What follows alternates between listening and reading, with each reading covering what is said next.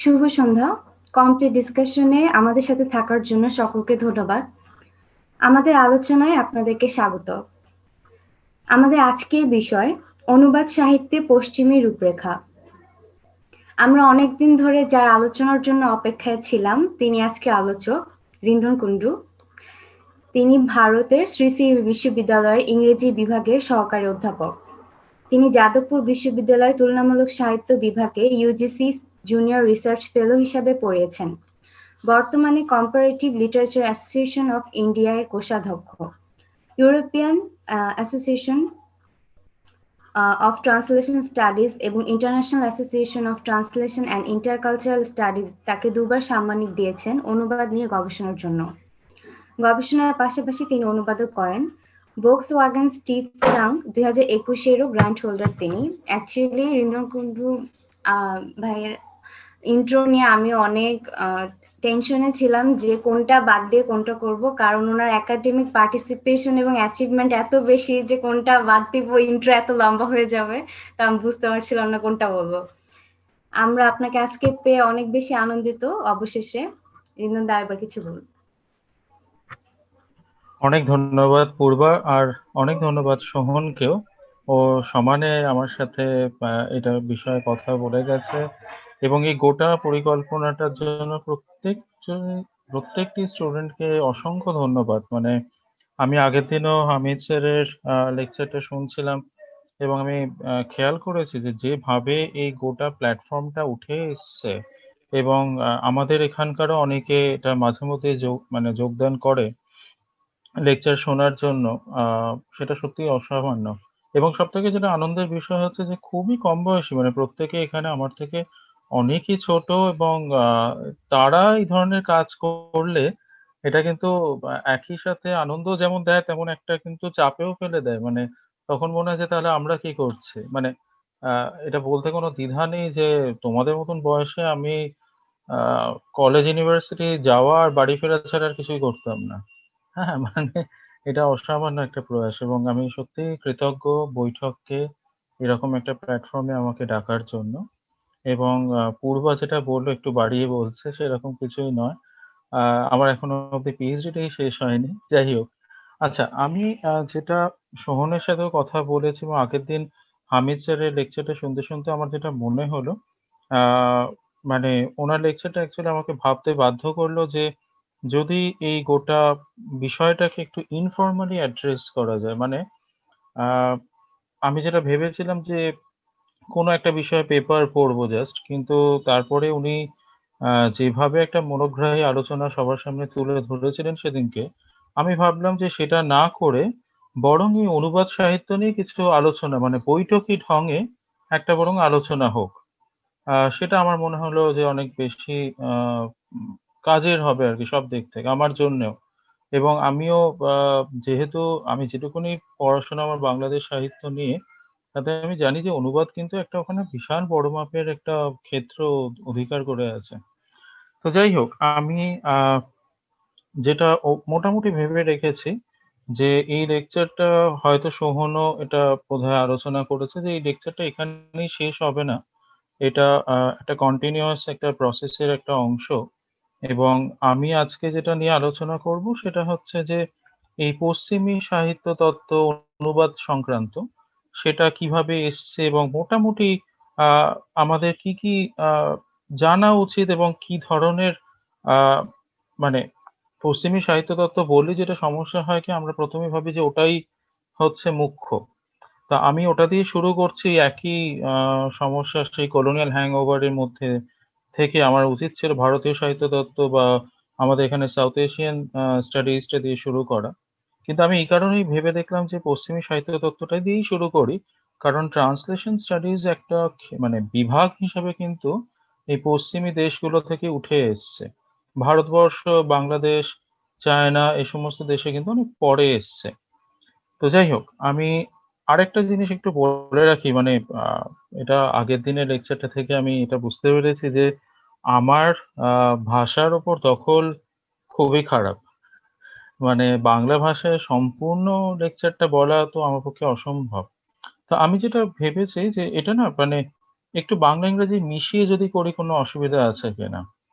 মানে জাস্ট কিছু টার্মিনোলজি গুলো যদি আমি একটু ইংরেজিতে বলি, কারণ সেগুলোর সঠিক বাংলা আমারও খুব একটা জানা নেই। অবশ্যই অবশ্যই দাদা, আপনি না, কোনো আমরা যেভাবে সমস্যা নেই। যেভাবে কথা বলি সেভাবেই বললে হবে আর কি। হ্যাঁ, আমিও সেভাবেই ভেবে এসেছি, মানে যেভাবে আমরা কথা বলি মোটামুটি সেইভাবে জিনিসটাকে অ্যাপ্রোচ করা। আচ্ছা, প্রথম কথা হচ্ছে আমি আজকে যে আমি এই গোটা লেকচারটাকে ৩ টে ভাগে ভেঙেছি। আজকে আমি বলবো মূলত পশ্চিমী সাহিত্য তত্ত্ব নিয়ে, মূলত ইকুইভ্যালেন্স, স্কোপোজ এবং পলিসিস্টেম, এবং এর চারপাশে আরো বেশ কিছু ছোটখাটো কয়েকটি বিষয় নিয়ে।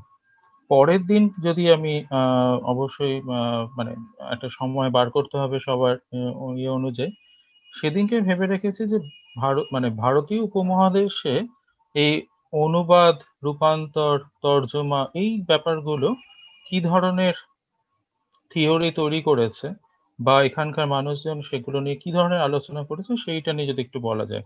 আর ৩ নম্বর দিনে যেটা ভেবে রেখেছি সেটা হচ্ছে যে অনুবাদ সংক্রান্ত গোটা পৃথিবীতে এই মুহূর্তে কি ধরনের কাজ হচ্ছে। মানে কি ধরনের নতুন ডিরেকশন দিকে আমরা এগিয়ে চলেছি, এইটা যদি তৃতীয় দিনে আলোচনা করি। আচ্ছা, আমি প্রথমে একটা আহ লাইন দিয়ে শুরু করি। আমাদের এখানে একজন খুবই খ্যাতনামা মাস্টারমশাই, কলিকাতা বিশ্ববিদ্যালয়ের ইংরেজি বিভাগের খুবই শ্রদ্ধেয় মানুষ, প্রফেসর চিন্ময় গুহ।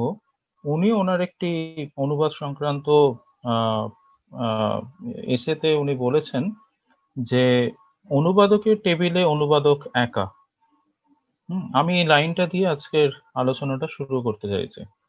তো এই যে উনি বলছেন যে অনুবাদকের টেবিলে অনুবাদক একা, তার মানে উনি বলতে চাইছেন যে এবং ওনার গোটা আহ এসেটার মূল বিষয় হচ্ছে যে অনুবাদ সংক্রান্ত কাজে যখন অনুবাদক বসেন, তখন তিনি অনুবাদ সংক্রান্ত কোনো তত্ত্ব মাথায় রেখে বসেন না। তিনি পুরোটাই তার স্বকীয় ধারণা থেকে তিনি অনুবাদের কাজে লিপ্ত হন। এখন এই যে প্র্যাকটিস ভার্সেস থিওরি, এটা কিন্তু একটা চিরটা কালই কিন্তু এইটা নিয়ে একটা টাসেল চলেছে, একটা মারামারি সবসময় চলেছে যে কোনটা আগে যাবে। আমরা কি প্র্যাকটিসটাকে প্রাধান্য দেব, সেটাকে থিওরাইজ করব না, নাকি থিওরিটাকে প্রাধান্য দেব এবং থিওরির উপরে দাঁড়িয়ে সেই প্র্যাকটিসটাকে দেখব। তো আজকে দেখা যাক, আমরা একটু আলোচনা করি। আমি একটা ছোট্ট পিপিটি বানিয়েছি, সেটা আমি একটু শেয়ার করছি। আমি কতজন পশ্চিমী যারা অনুবাদ সংক্রান্ত খুবই দিগ্গজ ব্যক্তি, তাদের বেশ কিছু ডেফিনেশন কে সামনে রেখে আজকে আলোচনাটা শুরু করছি।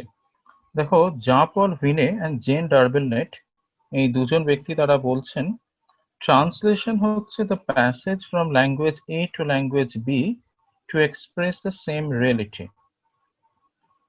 তার মানে ওনার এই দুজন ব্যক্তির বক্তব্য হচ্ছে যে ট্রান্সলেশনের মধ্যে একটা প্যাসেজ রয়েছে, একটা মিনিং, একটা প্যাসেজের থ্রু দিয়ে একটা ল্যাঙ্গুয়েজ থেকে আরেকটি ল্যাঙ্গুয়েজে যাচ্ছে, এবং তাদের মূল কাজ হচ্ছে এই বাস্তবটাকে তুলে ধরা, একই বাস্তবকে তুলে ধরা। দ্বিতীয় জন রজার বেল, 1987, উনি বলছেন যে the translation is the process whereby a translator decodes a message from a text in the source language and re-encodes the message into the target language. তাহলে এখানে একটা ডিকোডিং আর রিকোডিং এর উনি মডেল নিয়ে আসছেন, যেটা আমরা আজকে আলোচনা করব যখন আমরা নাইডা নিয়ে আলোচনা করব। আপাতত আমি ওপর ওপর বলছি। এখানে উনি বলতে চাইছেন যে ট্রান্সলেটরের কাজ হচ্ছে সোর্স ল্যাঙ্গুয়েজ, সেইখান থেকে একটা মেসেজকে ডিকোড করা, মানে সেই মেসেজটাকে সর্বসাধারণের সামনে নিয়ে আসা এবং সেটাকে রি-এনকোড করছে, মানে উনি ওনার ইন্টারপ্রিটেশন অনুযায়ী রি-এনকোড করছেন টার্গেট ল্যাঙ্গুয়েজে। এই যে গোটা ডিকোড এবং রি-এনকোড হচ্ছে, খেয়াল করো এখানে রজার বেল ট্রান্সলেটরকে একজন মিডিয়াম হিসেবে দেখছেন। মানে এই যে সোর্স ল্যাঙ্গুয়েজ থেকে টার্গেট ল্যাঙ্গুয়েজে মেসেজটা ট্রান্সফার করছে থ্রু ডিকোডিং অ্যান্ড রি-এনকোডিং, তার মিডিয়াম হচ্ছে ট্রান্সলেটর। ট্রান্সলেটরের মধ্যে দিয়ে এই জিনিসটা হচ্ছে। ৩ নম্বর, ড্যানিকা সেলেকোভিচ, 1976-এ উনি বলছেন যে translation is to communicate the meaning of the original message.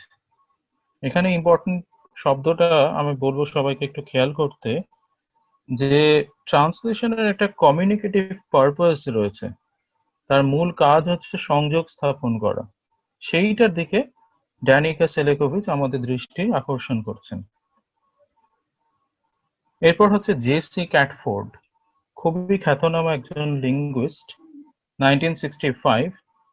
উনি বলছেন ট্রান্সলেশনের ফলে the replacement of the textual material in one language by the equivalent textual material in another language. এখন এই ইকুইভ্যালেন্সের ব্যাপারটা আমি জানি এখানে একটু হয়তো কারো কারো আটকাবে, আমি জায়গাটা আসবো, মানে আমি আজকে ইকুইভ্যালেন্স থিওরিটা এক্ষুনি আসবো। আপাতত আমি ওপর বলছি যে জেসি ক্যাটফোর্ড বলতে চাইছেন যে সোর্স ল্যাঙ্গুয়েজের যে টেক্সটটা রয়েছে তার একটা সেম টেক্সট, মানে তার একটা সেমনেস ট্রান্সলেশন, একটা similar kind of translation target ল্যাঙ্গুয়েজে হবে। এরপরে হচ্ছে নাইডা, ইউজিন এ নাইডা এবং ট্যাবর 1969-এ তারা একই কথা বলছে। দেখো জেসি ক্যাটফোর্ডের মোটামুটি একই প্রায় বলছে যে ট্রান্সলেশন রিপ্রোডিউস করছে রিসেপ্টর ল্যাঙ্গুয়েজ, মানে যে ল্যাঙ্গুয়েজে ট্রান্সলেশনটা হবে সেই ল্যাঙ্গুয়েজের রিপ্রোডিউস করছে closest natural equivalence of the source language message. এখানেও একটা ইকুইভ্যালেন্সের শব্দটা আসছে। আমি ইকুইভ্যালেন্স শব্দটা এক্ষুনি ব্যাখ্যা করছি না, আমি এক্ষুনি করবো, মানে মিনিট 10-এর মধ্যেই করবো। বেসিল হাতিম অ্যান্ড মেসন 1990-তে বলছে, মনে করো সেই ড্যানিকা সেলেকোভিচ যেটা বলেছিলেন যে ট্রান্সলেশন একটা কমিউনিকেটিভ পারপাস আছে, তার কাজ হচ্ছে সংযোগ স্থাপন করা। এনারাও কিন্তু তাই বলছেন, শুধু একটা জিনিস যোগ করছেন, ওনারা বলছেন যে উইদিন আ সোশ্যাল কনটেক্সট, মানে তার একটা সামাজিক প্রেক্ষাপট আছে কমিউনিকেশনটা। এরপরে হচ্ছে ক্যাথরিনা রেইজ অ্যান্ড হান্স ভার্মিয়ার, এরা হচ্ছেন স্কোপোস থিওরি, মানে আমাদের যেটা আজকের দ্বিতীয় যে থিওরি নিয়ে আমরা আলোচনা করব সেইটার যারা প্রোপাউন্ডার। তারা বলছেন যে ট্রান্সলেশনের মূল কাজ হচ্ছে পারপাস, মানে কোন কারণে আমি ট্রান্সলেশনটা করব, কেন করব। মানে আমি বুঝলাম যে হ্যাঁ আমি রিপ্রোডিউস করছি মেসেজ, আমি বুঝলাম যে একটা কমিউনিকেটিভ পারপাস আছে, সব বুঝলাম, কিন্তু একজন ট্রান্সলেটর কেন ট্রান্সলেট করবে সেইটা হচ্ছে মুখ্য। আর ক্রিশ্চিয়ানা নর্ড, ইনিও হচ্ছেন স্কোপোস থিওরির লাস্ট যিনি থিওরিস্ট, এখনো বেঁচে আছেন। এরা বাকি প্রায় প্রত্যেকেই মারা গেছেন যাদের নাম আমি বললাম, ইনি একমাত্র বেঁচে আছেন।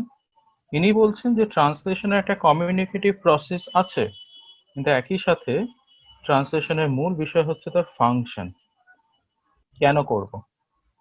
আচ্ছা, এইবারে আমি একটু বৈঠকি ঢঙে তোমাদেরকে একটা জিনিস জিজ্ঞেস করি। আচ্ছা, ট্রান্সলেশন শব্দের মানে এখানে কেউ বলতে পারবে?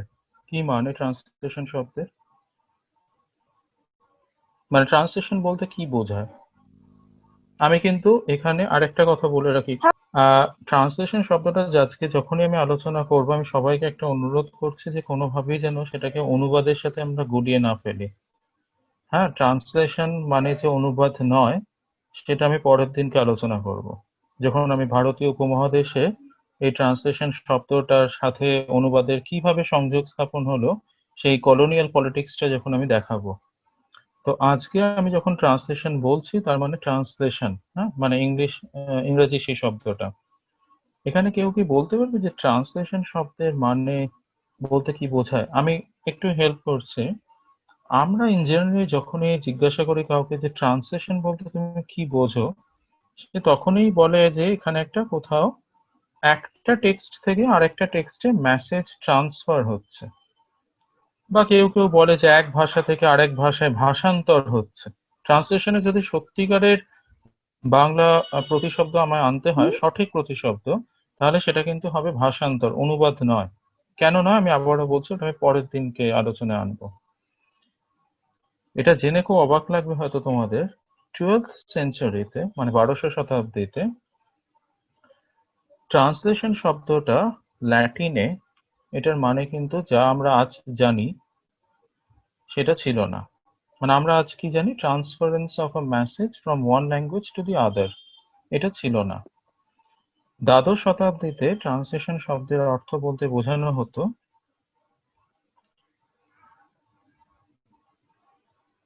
Carrying across, removal, transportation. এখানে আমি একটা জায়গায় লিখিনি, সেটা হচ্ছে transportation of a sacred body from one place to the other, অথবা transportation of a saint's body from one place to the other. মানে একজন সন্ত, একজন খুব মানে পূজনীয় ব্যক্তি, তার দেহ বা তার দেহাংশ এক জায়গা থেকে আরেক জায়গায় স্থানান্তকরণকেই বলা হতো ট্রান্সলেশন। এটা যদি কারোর খুব অবাক লেগে থাকে, তাহলে ট্রান্সলেশন শব্দের যে এটিমোলজি, আমরা জানি যে প্রচুর ধরনের ডিকশনারি হয় যেখানে এটিমোলজি দেখা যায়। একটি এরকম ওয়েবসাইট আছে এটিম অনলাইন, সবাই চাইলে লিখে নিতে পারো, ETYMONLINE, etymonline.com। এখানে যে কোনো ইংরেজি শব্দ বা যে কোনো শব্দ, ইউরোপীয় যে কোনো ভাষার শব্দ তুমি যদি দাও, তাহলে তার এটিমোলজি তোমায় দেখিয়ে দেবে যে কিভাবে শতাব্দীর পর শতাব্দী সেই শব্দটা চেঞ্জ হয়েছে। তো দ্বাদশ শতাব্দীতে ট্রান্সলেশন বলতে কিন্তু বোঝানো হতো যে একজন খুব পূজনীয় একজন ব্যক্তি তার দেহ বা তার মৃত্যুর পরে তার দেহ বা তার দেহাংশ এক জায়গা থেকে আরেক জায়গায় স্থানান্তকরণের যে প্রক্রিয়া, এই যে স্থানান্তকরণের প্রক্রিয়া, এটা কিন্তু বাইবেলে এবং খ্রিস্টিয়ান রিলিজিয়নে এটা কিন্তু খুব ইম্পর্টেন্ট একটা বিষয়। আহ, তো যাই হোক, আমি সেটা এক্ষুনি ঢুকছি না। এবারে 1400 শতাব্দীতে ট্রান্সলেশন শব্দটি মানে খানিকটা চেঞ্জ হলো। তখন সেই মানেটা চেঞ্জ হয়ে দাঁড়ালো যে to bring through, to transfer message, to copy এবং টু ট্রান্সলেট। তুমি যদি খেয়াল করো, এই যে ধরো এই শব্দগুলো খেয়াল করো, যে ট্রান্সপোর্ট, ট্রান্সফার, ট্রান্সলেশন, এই প্রত্যেকটার কিন্তু রুট শব্দটা এক। প্রত্যেকটার কিন্তু একটা ট্রান্স ব্যাপার রয়েছে। ট্রান্স মানে গোয়িং বিয়ন্ড। কোনোটা হয়তো পোর্টেশন, মানে কোনো এক জায়গা থেকে আরেক জায়গায়, কোনো হয়তো মিনিং এক জায়গা থেকে একটা টেক্সট থেকে আরেকটা টেক্সট ইত্যাদি বোঝাচ্ছে। আচ্ছা, এইবারে প্রশ্ন হচ্ছে যে এই যে আমি হঠাৎ দ্বাদশ শতাব্দীর একটা মানে তোমাদেরকে বললাম, এটা হঠাৎ বলার কারণ কি? এটা বলার কারণটা এই যে ট্রান্সলেশন, এই যে ওয়েস্টার্ন শব্দটা বা আইডিয়াটা, এটা একটা স্প্যাশিয়াল মেটাফোর। মানে এটা একটা এমন মেটাফোর যার সাথে স্পেস জড়িত আছে। কিভাবে? ধরে নাও তুমি একটা, ধরো আমরা আজকে ঠিক করলাম যে শেক্সপিয়ার বাংলা অনুবাদ করব। ধরো না ম্যাকবেথ আমরা বাংলা অনুবাদ করব বলে ঠিক করেছে। ধরো তোমাদের বিশ্ববিদ্যালয় এরকম একটা প্রজেক্ট দেওয়া হলো যে ম্যাকবেথ বাংলা অনুবাদ করা হবে। তাহলে তুমি কি করবে? তুমি বাড়িতে ম্যাকবেথের বইটা খুলবে।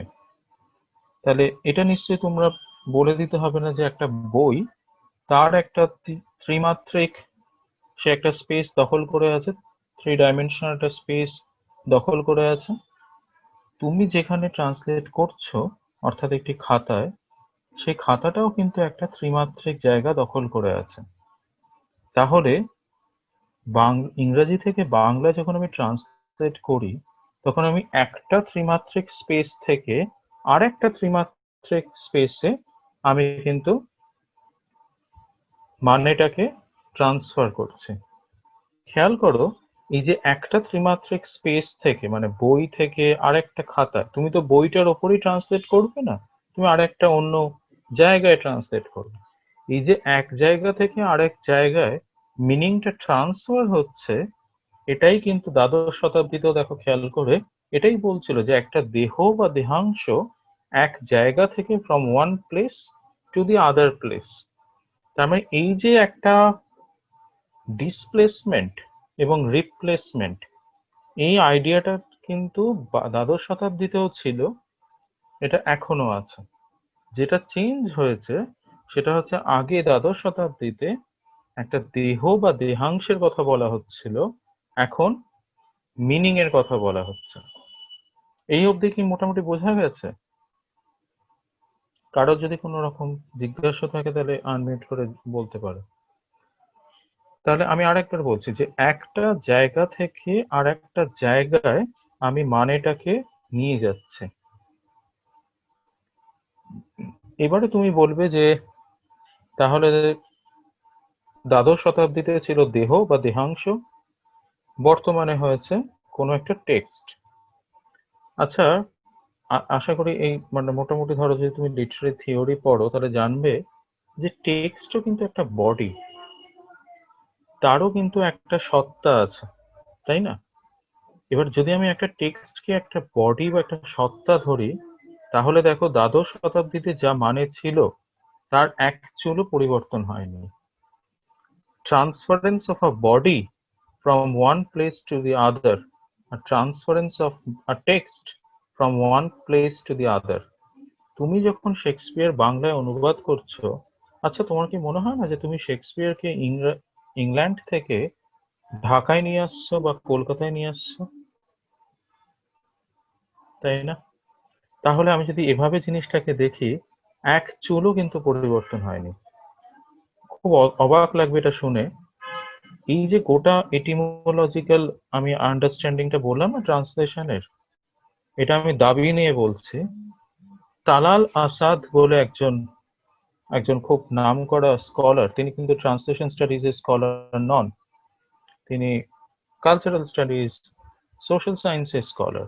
তালাল আসাদ তার একটি এসেতে এই বিষয়টা প্রথমবার উল্লেখ করেছিলেন এবং এখনো অবধি খুব বেশি লোক এটা নিয়ে নাড়াচাড়া করেনি।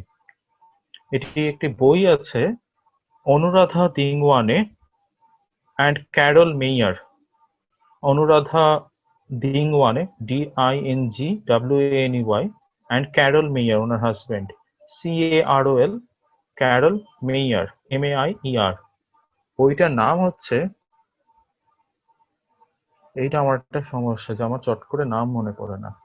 বইটার নামটা এরকম হবে, বিটুইন ল্যাঙ্গুয়েজেস অ্যান্ড কালচার্স, আমি তো ভুল না করি। হ্যাঁ, between languages and cultures by Anuradha Dingwaney and Carol Maier. এই বইতে একটি এসে ছিল তালাল আসাদের লেখা। সেই এসেতে প্রথমবার তালাল আসাদ এই বিষয়টি উত্থাপন করেন যে ট্রান্সলেশনের যে এটিমোলজিক্যাল মিনিং সেটা সম্পূর্ণ অন্যরকম ছিল, কিন্তু যদি একটু তলিয়ে ভাবা যায় তাহলে দেখা যাবে একেবারেই অন্য নয়, একেবারেই এক। এবারে আসছি আমি একটা বিষয়, সেটা হচ্ছে ট্রান্সলেশন শব্দটা তাহলে স্পেস কেন্দ্রিক একটি মেটাফোর। এই অবধি আমার মনে হয় বোঝা যাচ্ছে যে এর মধ্যে একটা স্পেস লুকিয়ে আছে, সেই জন্য এটাকে আমরা বলি translation is a spatial metaphor, SPATIAL, spatial metaphor. আচ্ছা, আমি জানি যে সবারই খুব কৌতূহল হচ্ছে যে আচ্ছা আমরা তো সবাই জানি ট্রান্সলেশন মানে অনুবাদ, কেন বলছে যে ট্রান্সলেশন মানে অনুবাদ নয়? আমি নেক্সট দিন এটা নিয়ে খুব বিস্তারিত আলোচনা করবো। আমি জাস্ট আজকে একটু বলে নিই, নয়তো এই এই জায়গাটা মানে ঠিক ধরা যাবে না হয়তো। আচ্ছা, এই যে অনুবাদ শব্দটা আমরা বলি না, এরও একটা এটিমোলজি আছে, তাই তো? অনুবাদ শব্দটা এসছে বাদ থেকে। বাদ মানে বলা, টু স্পিক। বাদের পরবর্তী মানে আমি যদি এটাকে রিপিট করি, পরক্ষণে মানে অনুক্ষণ পরেই যদি আমি কথাটা বলি তাকে বলে অনুবাদ। ঠিক আছে, আমি যে কথাটা এখন বলছি সেই কথাটা সোহেল যদি বলতে চায়, ধরো আমি আজকে যে লেকচারটা দিচ্ছি, সোহেল ঠিক করলো বা সোহন ঠিক করলো কি পূর্বা ঠিক করলো যে ওরা একদিনকে ক্লাসে একটা লেকচার দেবে এই বিষয়ে। আচ্ছা, আমি ধরো এখন সময় হচ্ছে তোমার, এখন বাজে 6টা 2। আচ্ছা, সোহেল কি 6টা 2-তে বলতে পারবে? এটা পারবে না, কিন্তু 6টা 3 হবে। তার মানে আমি যা বলছি সেই মুহূর্তে সেটা কিন্তু বলা যাবে না। তার আমার বলা এবং ওর রিপিটেশনের মধ্যে একটা টাইম গ্যাপ হবেই, এটাই অনুবাদ। বাদ, এই যে বাদ অনুবাদের ব্যাপারটা এসছে না রামায়ণ মহাভারতের এই এই কথা কাহিনীর মধ্যে দিয়ে, যে কাহিনীর যে একটা ধারা ছিল আমাদের, প্রাক ঔপনিবেশিক সময়, সেইটাতেই অনুবাদের একটা ধারা ছিল। তো আমি এটা পরের দিনকে খুব বিস্তারিত আলোচনা করলাম, জাস্ট একটু বললাম। তার মানে আমি কি দেখালাম যে অনুবাদ হচ্ছে টাইম কেন্দ্রিক একটা মেটাফোর, এটাকে বলে টেম্পোরাল মেটাফোর। তাহলে একটা স্প্যাশিয়াল মেটাফোর আর একটা টেম্পোরাল মেটাফোর কি করে এক ইকুইভ্যালেন্ট শব্দ হয়, এটার পেছনে একটা দীর্ঘ রাজনীতি আছে। এবং এই প্রসঙ্গে একটা ছোট্ট জিনিস বলে রাখি, আমার গোটা এমফিল থিসিসটাই এই রাজনীতিটা নিয়ে। মানে আমার এমফিল থিসিসের প্রেক্ষাপটটাই ছিল যে ট্রান্সলেশন মানে অনুবাদ নয়। তো ফলে এটা আমি নেক্সট দিন, এটা আমার খুব পছন্দের একটি জায়গা, বুঝতেই পারছি। আমি প্রায় প্রায় ধরে রাখো 23 থেকে 24টা ডিকশনারি নিয়ে আমি কাজটা করেছিলাম, এবং তাতে আমি ধাপে ধাপে দেখিয়েছিলাম যে কিভাবে এটা একটা ঔপনিবেশিক একটা পলিটিক্স ছিল, যে ট্রান্সলেশন মানে অনুবাদ বসিয়ে দেওয়া। দেখে আমি আবার ব্যাক করে আমি একটা কথা বারবার বলছি যে আজকে আমি যখনই ট্রান্সলেশন বলবো, সেটা ওয়েস্টার্ন কনসেপ্টটা, কোনোভাবেই ভারতীয় ট্রান্সলেশন বলতে যা বোঝাই তা নয়। আচ্ছা, এবার আমি একটু আবার এদিকে চলে আসি। তাহলে ট্রান্সলেশন কেন স্প্যাশিয়াল মেটাফোর, আই হোপ যেটা বোঝা যাচ্ছে। এইখানটা একটু দেখে নিতে পারো, এই স্লাইডটা, এটা খুব একটা ইম্পর্টেন্ট, তোমরা সবাই জানো। জাস্ট একটু একটা জায়গাতে এক জায়গায় করেছি যে ট্রান্সলেশন আমি কেন করব আর কার জন্য করব। ট্রান্সলেশন বলতে কি বোঝায়, ডিফারেন্ট ল্যাঙ্গুয়েজ এন্ড কালচার থাকবে, একটা কমিউনিকেটিভ পারপাস থাকবে, যার জন্য করব, আইদার সে রিডার অথবা অডিয়েন্স। যদি এটা পারফরমেটিভ টেক্সট হয় তাহলে তার একটা অডিয়েন্স থাকবে, যদি একটা নভেল বা কোনো শর্ট স্টোরি হয় তার একটা রিডার থাকবে, আর একটা কারণ থাকবে। এই কারণটা আমি আসবো আজকে।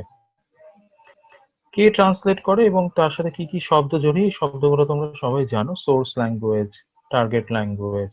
যে ট্রান্সলেশনটা করবে তাকে সোর্স কালচার সম্বন্ধে জানতে হবে, না হলে সে কি করে করবে। আমি যদি এখন শেক্সপিয়ার করতে চাই তাহলে আমাকে এলিজাবেথান ইংল্যান্ড সম্বন্ধে জানতে হবে, এবং তার সাথে সাথে টার্গেট কালচারকেও তাকে জানতে হবে। আমি যদি বাংলায় করতে চাই তাহলে আমাকে সেই সময়টা বুঝতে হবে, এবং তার সাথে আমার একটা স্কিল থাকতে হবে, কিছু প্র্যাকটিক্যাল ইনফরমেশন থাকতে হবে। আমি কোথায় পাবলিশ করব, সেটা একটা মার্কেটের ব্যাপার আছে, সার্কুলেশন আছে, এবং স্ট্র্যাটেজি কি নেব, ইত্যাদি ইত্যাদি।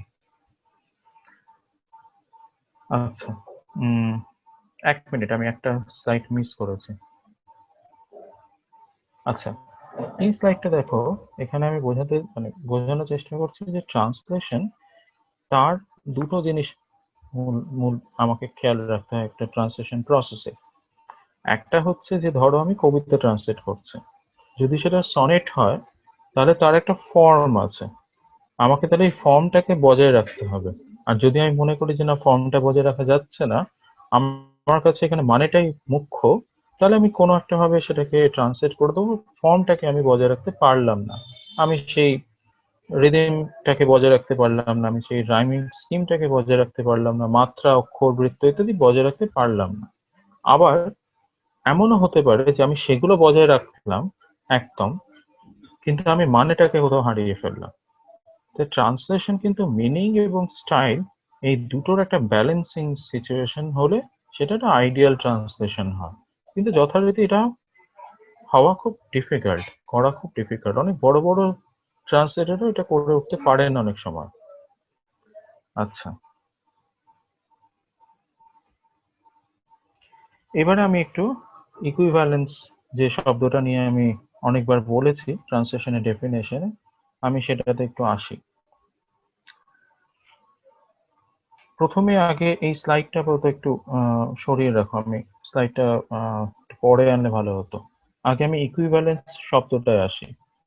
ইকুইভ্যালেন্স শব্দটার মানে হচ্ছে কোথাও একটা ইকুইটির কথা বলছি, কোথাও আমি একটা সেম বা সিমিলার এর কথা বলছি। মানে আমি যে টেক্সটটা ট্রান্সলেট করব, সেই যে টেক্সটটা থেকে ট্রান্সলেট করছি, সোর্স টেক্সটের সাথে টার্গেট টেক্সটের একটা মানে একটা সিমিলারিটি থাকবে। এখন একদম মানে ওয়েস্টার্ন ট্রান্সলেশন থিওরির একদম শুরুর দিন থেকে, মানে থিওরিও সেভাবে হয়নি, ট্রান্সলেশন প্র্যাকটিস চলছিল, সেই সময় থেকে বহু তাত্ত্বিক এই বিষয়টি নিয়ে ভেবেছেন যে ট্রান্সলেশন আমি যখন করব কিভাবে তার স্ট্র্যাটেজি কি হবে। আমি কি ওয়ার্ড ফর ওয়ার্ড করবো, মানে আমি কি লিটারাল ট্রান্সলেশন করবো একদম শব্দ দেখে দেখে তার ডিকশনারি মিনিং বসিয়ে একদম লিটারাল একটা ট্রান্সলেশন করব, নাকি আমি টেক্সটটাকে ভালো করে বুঝে নিয়ে আমার মতন করে সেটাকে ইন্টারপ্রেট করে আমি নিজের ভাষায় একটা অনুবাদ করব, মানে ট্রান্সলেশন করব। এটাকে বলে হচ্ছে liberal translation, sense for sense translation. আচ্ছা, আমরা আমার মনে হয় যে সিসেরোর নিশ্চয়ই আমরা মানে প্রত্যেকেই হয়তো পড়েছি ইংরেজি সাহিত্যে। 46 বিসিতে সিসেরো বলছেন যে word for word versus sense for sense ট্রান্সলেশনের কথা।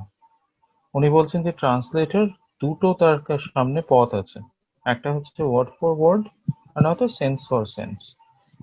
যখন ওয়ার্ড ফর ওয়ার্ড ট্রান্সলেশন হবে তার মানে সে সোর্স টেক্সটের প্রতিটি শব্দ এবং তার যথাযথ ট্রান্সলেশন সেটাকেই টার্গেট টেক্সটে বসিয়ে দেবে।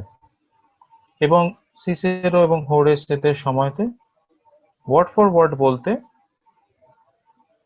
বোঝাতো যে একটা replacement of each individual word of the source text, তার সাথে ক্লোজেস্ট গ্রামাটিক্যাল ইকুইভ্যালেন্ট সেটা ল্যাটিনে, গ্রিক থেকে ল্যাটিনের কথা মূলত বলছে। আরেকটি হচ্ছে সেন্স ফর সেন্স ট্রান্সলেশন, যেখানে ওনারা বলছেন যে সিসেরো বলছেন যে সেখানে ট্রান্সলেটর মূল যে টেক্সট তার সেন্সটাকে বুঝে তাকে তার মতন করে ইন্টারপ্রেট করে সেটাকে লিসেনারের সামনে, রিডারের সামনে তুলে ধরবে তার নিজস্ব ইন্টারপ্রিটেশনটা।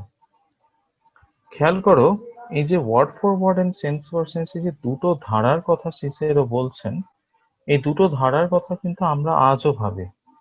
আজও কিন্তু আমরা এটা নিয়ে ভাবি তো যে আমরা কি word for word literal translate করব, নাকি আমরা সেন্স ফর সেন্স ট্রান্সলেশন করব, যেখানে তোমার একটা একটা ফ্রিডম দিচ্ছি আমি ট্রান্সলেটরকে।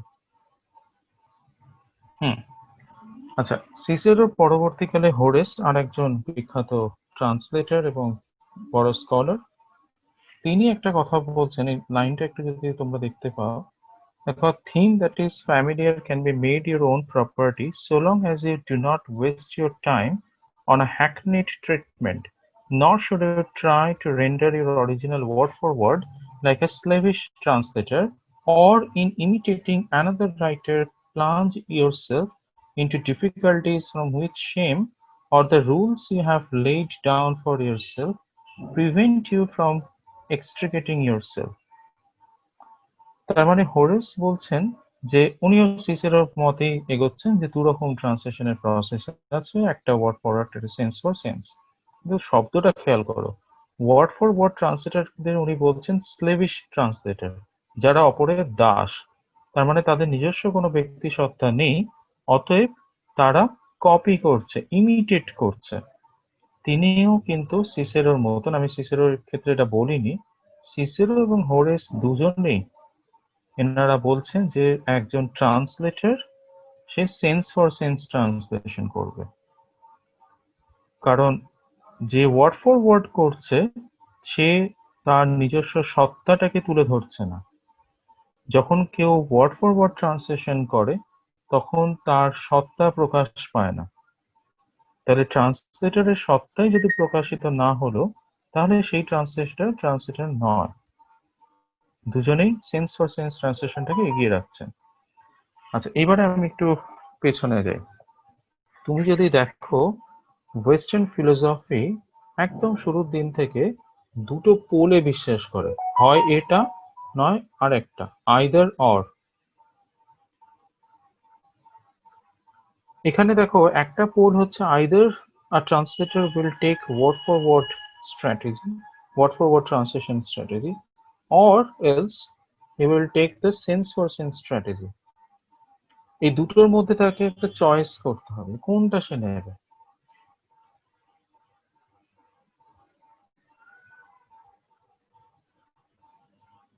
এই স্পেকট্রামটা খেয়াল করো। দেখো, একটা হচ্ছে literal translation, word for word, যেখানে তুমি সোর্স ল্যাঙ্গুয়েজের প্রতি বায়াসড। আরেকটি হচ্ছে ফ্রি ট্রান্সলেশন, যেখানে তুমি টার্গেট ল্যাঙ্গুয়েজের দিকে ঝুঁকে আছো।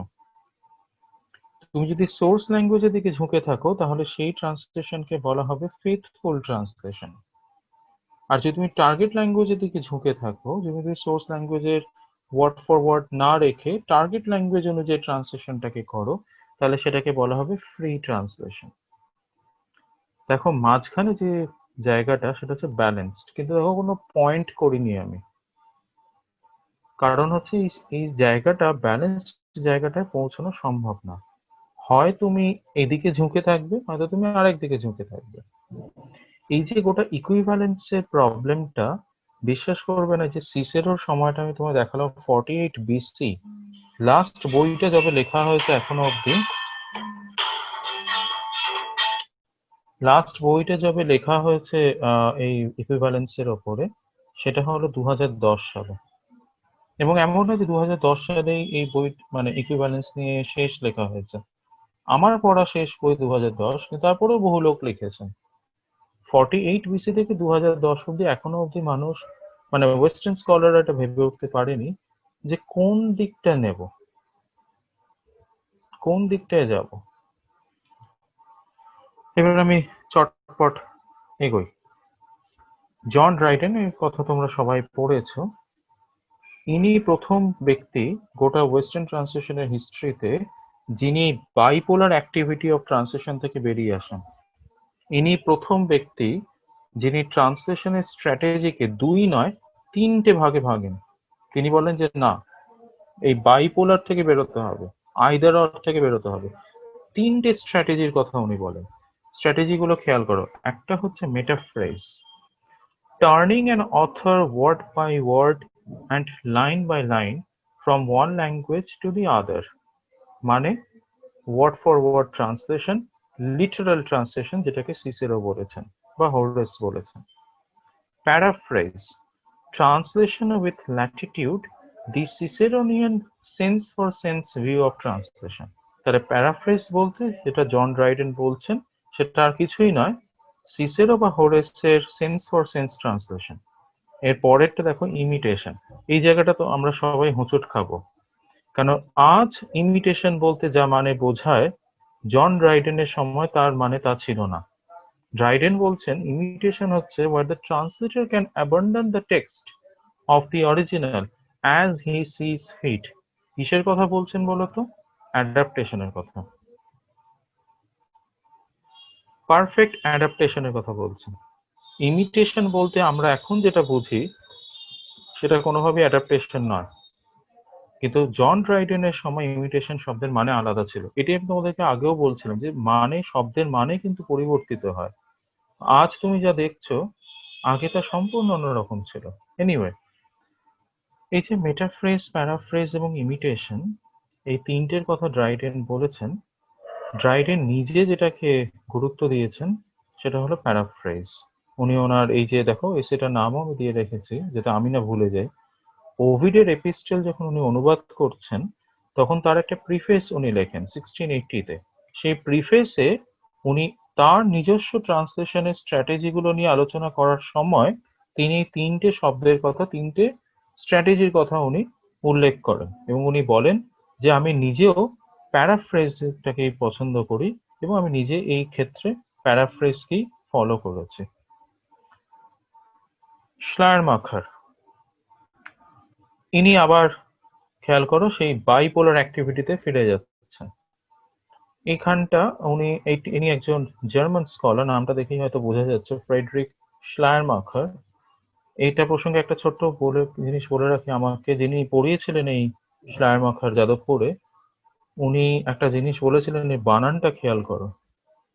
যদি কখনো কোনো কিছুতে লিখতে হয়, এই যে মাঝে একটা ইয়ার আছে না এক্সট্রা, এইটা খেয়াল করো। মানে আমাদেরকে উনি পড়ানোর সময় এটা বলেছিলেন, আমিও তোমাদেরকে বলছি, SCHLEI উনি আমাদের একদম একটা ফর্মুলা করে বানানটা শিখিয়েছিলেন, কোনোভাবে যাতে ভুল না হয়। এই শ্লায়ারমাখার ভদ্রলোক খুব ইম্পর্টেন্ট একজন ভদ্রলোক। ইনি এমন একটা থিওরির কথা বলেছেন যেটা পরবর্তীকালে অ্যারাউন্ড 1999-এ লরেন্স ভেনুতি বলে একজন আমেরিকান স্কলার এই থিওরিটাকে একটু ওলটপালট করে ওনার নিজের একটি থিওরি ফরেনাইজেশন অ্যান্ড ডোমেস্টিকেশন এই থিওরিটা নিয়ে আসেন। আমি আগে শ্লায়ারমাখারটা বলে নিই। শ্লায়ারমাখার বলছেন, either the translator leaves the writer in peace as much as possible and moves the reader towards him, or he leaves the reader in peace as much as possible and moves the writer towards him. ইংরেজি ডেফিনেশনটা বাদ দাও, একটা গল্প শোনো। দেখি এই গল্পটা বললে তোমাদের জিনিসটা বুঝতে সুবিধা হয় কিনা। আচ্ছা, অজিতেশ বন্দ্যোপাধ্যায়ের নাম নিশ্চয়ই তোমরা সবাই শুনেছো। নান্দিকারের যিনি প্রতিষ্ঠাতা, খুবই নামকরা একজন থিয়েটার ডিরেক্টর, পোস্ট ইন্ডিপেন্ডেন্স বেঙ্গলে খুবই নামকরা একজন থিয়েটার প্র্যাকটিশনার এবং অ্যাডাপ্টার। উনি চেখভের চেরি অর্চার্ড এই নাটকটা মঞ্জুরি আমের মঞ্জুরি নামে বাংলায় রূপান্তর করেন। মঞ্জুরি আমের মঞ্জুরি। খেয়াল করো, এখানে চেরি অর্চার্ড, চেরি গাছের বাগান, এটা হয়ে যাচ্ছে আমের বাগান। এবং তোমরা যদি মঞ্জুরি আমের মঞ্জুরি পড়ে দেখো তাহলে দেখবে যে বলশেভিক রাশিয়া থেকে উনি থিয়েটারটাকে ট্রান্সপ্ল্যান্ট করে, মানে একটা মানে কি বলবো, থিয়েটারটাকে তুলে আনেন পুরুলিয়ার তেভাগা আন্দোলনের প্রেক্ষাপটে। খুব ইন্টারেস্টিং বিষয় হলো, আমাদের দেশে চেরি গাছ হয় না, মানে বেঙ্গলে অ্যাটলিস্ট হয় না। কাশ্মীর টাশ্মীরে বলতে পারছি না, বেঙ্গলে হয় না। এবং আমরা আমাদের ধরো ঢাকা বলো, রাজশাহী বলো, মালদা বলো, আমাদের আমের বাগানটা আমরা খুব দেখে অভ্যস্ত। তুমি যদি এই মঞ্জুরি আমের মঞ্জুরি নাটকটা দেখো, তোমার মাথায় কিন্তু চেখভের চেরি অর্চার্ড আসবে না। একজন খুব বিখ্যাত এই মুহূর্তে থিয়েটার ডিরেক্টর, তিনি বলেছিলেন তিনি যখন ক্লাস 10-এ পড়েন, যখন অজিতেশ এই নাটকটি মঞ্চস্থ করেন এবং তিনি নাটকটি দেখে অভিভূত হন, পরবর্তীকালে কলকাতা বিশ্ববিদ্যালয় ইংরেজি নিয়ে পড়ার সময় সেকেন্ড ইয়ারে মডার্ন ইউরোপিয়ান ক্লাসিক্স পেপারটা পড়তে গিয়ে যখন চেরি অর্চার্ড তার সিলেবাসে ছিল এবং তিনি যখন এটা পড়ছেন, তখন তিনি প্রথম জানতে পারেন, আরে এটা অজিতেশ রূপান্তর করেছিল। উনি ভেবেছিলেন মৌলিক নাটক। এটা কিন্তু অজিতেশের একটা গুণ ছিল, মানে এটা শুধু চেখভের চেরি অর্চার্ড না, সমস্ত ব্রেক্ট থেকে শুরু করে সমস্ত ক্ষেত্রে উনি এই কাজটা করেছেন। রূপান্তরটা এমন ভাবে করতেন যে যারা দেখছে তারা ভাবতেই পারবেন এটা রূপান্তরিত নাটক, তারা ভাবে মৌলিক নাটক। এবারে আমি এটাকে শ্লায়ারমাখারের জায়গায় ফেলি। দেখো অজিতেশ এখানে কি করছেন। অজিতেশ চেখভকে রাশিয়া থেকে নিয়ে আসছেন ওয়েস্ট বেঙ্গলে, পুরুলিয়াতে। যে দর্শক দেখছে, বাঙালি দর্শক, তার এতটুকুও বুঝতে অসুবিধা হচ্ছে না নাটকটা, কারণ নাটকটা লেখা হয়েছে বাংলায় এবং তাও আবার পুরুলিয়া ডায়ালেক্টে বেশিরভাগটাই। ওখানে দুটো ডায়ালেক্ট আছে, কলকাতার ডায়ালেক্ট আর পুরুলিয়ার ডায়ালেক্ট। চেখভ যখন আসছেন, ধরে না আমি কথার কথা বলছি, চেখভকে যখন অজিতেশ নিয়ে এসে দাঁড় করাচ্ছেন পুরুলিয়ায়, চেখভ নিজের নাটকটাই বুঝতে পারছে না। চেখভকে স্ট্রাগল করতে হচ্ছে এটা বুঝতে যে এটা তারই নাটকের রূপান্তর। এটা গেল একটা দিক, এটাকে বলছেন শ্লায়ারমাখার ন্যাচারালাইজেশন। আর একটা দিক, উৎপল দত্তের নাম সবাই শুনেছে। 70-এর দশকে যখন ওনার একটা নাটকও কেউ করতে দিচ্ছিল না, মানে কেউ করতে দিচ্ছিল না, কংগ্রেসীরা যখন করতে দিচ্ছিল না, প্রত্যেকটা নাটকে যখন ওনার ব্যান হয়ে যাচ্ছিল, আটকে দিচ্ছিল, বোমাবাজি হচ্ছিল, উনি তখন একটা ডিসিশন নেন যে ম্যাকবেথ করবেন। কংগ্রেসীরা ভাবে যে ম্যাকবেথ করছে, এবারটা করতে দিয়ে, শেক্সপিয়ার করছে, ঠিক আছে। তো ভাবতে পারেনি যে অ্যাকচুয়ালি ওখানে ম্যাকবেথের যে 10 ইয়ার্স এর যে রুলটা, ওটা আর কিছু নয়, ইন্দিরা গান্ধীর এমার্জেন্সিটা। এনিওয়ে, যদি উৎপল দত্তের নাটকটা খোলো, বইটা যদি কেনো, আছে নিশ্চয়ই অনেকের কাছে, বাঁদিকে শেক্সপিয়ারের ইংরেজিটা আছে, ডান দিকে উৎপল দত্তের বাংলাটা, অ্যাজ ইট ইজ বাংলায় অনুবাদ করা, অ্যাজ ইট ইজ, মানে একদম word for word, Macbeth, lady Macbeth, কোনো নাম চেঞ্জ হয়নি। কেন করছেন? কারণ জানেন যে ওটাকে যদি ন্যাচারালাইজ করেন আবার কংগ্রেসীরা করতে দেবে না, তার থেকে একদম আক্ষরিক অনুবাদ করেছেন। এটাকে শ্লায়ারমাখার বলছে এলিয়েনেশন। এবারে তুমি ভালো করে আবার ডেফিনেশনটা দেখো। শ্লায়ারমাখার বলছে যে দ্বিতীয় ক্ষেত্রে উৎপল দত্ত কি করছেন, ধরো তুমি এখন ম্যাকবেথটা বাংলায় পড়ছো, তুমি ম্যাকবেথ, হঠাৎ এরকম শব্দ তোমার চারপাশে কেউ এরকম নেই যার নাম ম্যাকবেথ, তুমি জানো না থেন কাকে বলে, তুমি জানো না উইচক্রাফট কি, তুমি জানো না স্কটল্যান্ড কোথায়, তাহলে প্রতি মুহূর্তে তোমাকে কোথাও একটা বাধার সামনে আসতে হচ্ছে, প্রতি মুহূর্তে তোমাকে এটা বলা হচ্ছে যে এটা তোমার টেক্সট নয়, এটা অন্য কোথাকার টেক্সট, তোমার ভাষায় অনুবাদ কর। তার মানে ট্রান্সলেটর রিডারকে, মানে বাঙালি রিডারকে নিয়ে যাচ্ছে এলিজাবেথান ইংল্যান্ডে, নিয়ে গিয়ে শেক্সপিয়ারের সাথে মোলাকাত করিয়ে বলছে যে শেক্সপিয়ার থেকে বোঝো থেন কাকে বলে, স্কটল্যান্ড কি, গোটাই পলিটিক্সটা কি, ইত্যাদি ইত্যাদি। Either the translator leaves the writer in peace as much as possible and moves the reader towards him. তোমার প্রতি মুহূর্তে একটা বাধার সম্মুখীন, তুমি বুঝতে পারছো যে এটা তোমার সময়কার, তোমার জায়গাকার টেক্সট নয়, তোমাকে এলিয়েনেট করা হয়েছে। দ্বিতীয়টা, or the translator leaves the reader in peace as much as possible and moves the writer towards him, যেটা চেকভের ক্ষেত্রে হয়েছে। রিডারকে বিরক্ত করেনি, রিডার বুঝতেই পারেনি যেটা চেকভের লেখা, চেকভকে বরং নিয়ে এসছে, দেখো তোমার টেক্সটটাকে আমি কি করেছি। চেকভকে বুঝতে হচ্ছে তেভাগা আন্দোলন কি, চেকভকে বুঝতে হচ্ছে আমের বাগান কাকে বলে, চেকভকে বুঝতে হচ্ছে পুরুলিয়া জায়গাটা কোথায়। বোঝা গেল? এইটা হচ্ছে এলিনেশন আর ন্যাচারালাইজেশন। তো যদি মন দিয়ে খেয়াল করো, দেখবে এখানে কিন্তু শ্লায়ারমাখার হয়তো থিওরিটাকে খুব সুন্দর বুঝিয়েছে, কিন্তু সেই কিন্তু সিসেরোনিয়ান যে ওয়ার্ড ফর ওয়ার্ড আর সেন্স ফর সেন্সে যে বাইপোলার যে সেন্সটা থেকে বেরোতে পারেনি কিন্তু। গোটা ওয়েস্টার্ন ট্রান্সলেশন থিওরি 1980s অব্দি এই ইকুইভ্যালেন্সের ফাঁদে আটকে গেছিল, কিছুতেই বেরোতে পারছিল না। 1984 টু বি এক্সাক্ট। কেন 84 আমি একটু পরে আসছি। হ্যাঁ, আচ্ছা, সোহন আমাকে বলেছে টাইমের কথা। শোন, কটা অবধি সময় আছে আমাকে একবার বলবে? আপনাদের 7:30 আর কি, আপনার সময় 7:30। আমার সময় 7:30। হ্যাঁ, তাহলে অনেক সময় আছে এখন। আচ্ছা, আই হোপ যে মানে ইকুইভ্যালেন্সটা বোঝা গেছে, এই সরি শ্লায়ারমাখারটা বোঝা গেছে। হ্যাঁ, এবারে একটু ইকুইভ্যালেন্সের প্রেক্ষাপটে আসে। Equivalence in translation studies does mean the relationship of equal value. আচ্ছা, তোমরা কি জানো যে মানে ভ্যালু বলতে কি বোঝায়? ধরো ভ্যালু অনেক রকম হতে পারে, এস্থেটিক্যাল একটা ভ্যালু হতে পারে, ধরো কোনো একটা টেক্সট তার যে ফর্ম সেটা একটা ভ্যালু, মানে ধরো নভেল নাকি পোয়েট্রি নাকি শর্ট স্টোরি নাকি এপিক নাকি ড্রামা, এটা একটা ভ্যালু। অনেক সময় তার লেন্থ ভ্যালু হয়। তা আমার কাজ হচ্ছে, যে একজন ট্রান্সলেটরের কাজ হচ্ছে সোর্স টেক্সট থেকে টার্গেট টেক্সটে ভ্যালুটাকে যথাযোগ্য সমান রেখে, একই রেখে ট্রান্সলেট করা।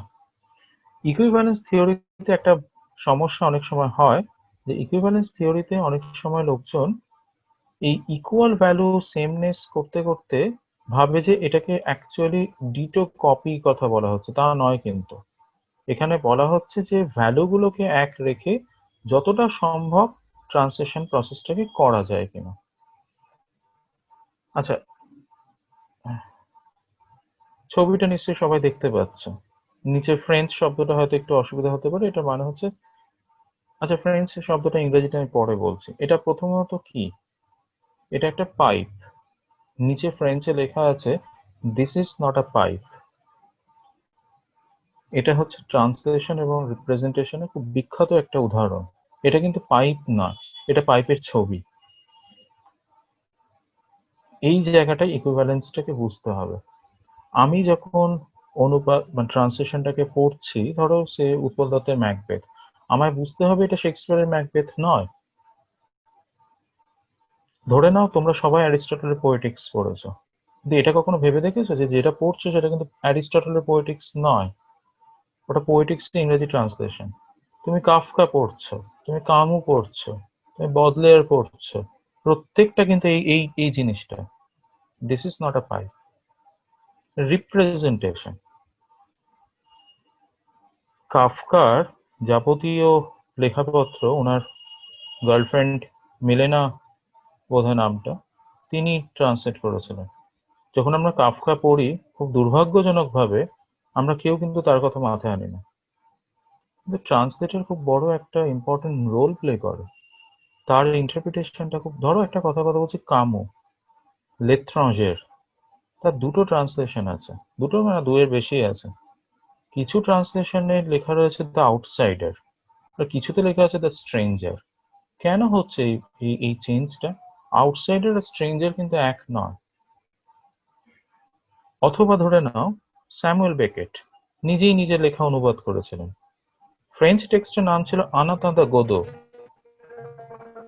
এটার আক্ষরিক যদি তুমি ইংরেজিতে ট্রান্সলেট করো তাহলে হবে হোয়াইল ওয়েটিং ফর গোডো। কিন্তু যখন দেখো নিজে ইংরেজিতে ট্রান্সলেট করেছিলেন, যেটা তোমরা পড়ো মূলত বা আমরা পড়ি, সেটা হচ্ছে ওয়েটিং ফর গোডো। নিজেই ট্রান্সলেট করছেন, ওয়াইল্ডটাকে সরিয়ে দিয়েছেন, তাতে মানেটা পুরো পরিবর্তন হয়ে যায়। ফ্রেঞ্চ টেক্সটটাকে বোঝাচ্ছিল যে গোডোর জন্য অপেক্ষারত অবস্থায় আমি কি মানে তারা কি করছিল, ভ্লাদিমির নিস্ত্রাভা।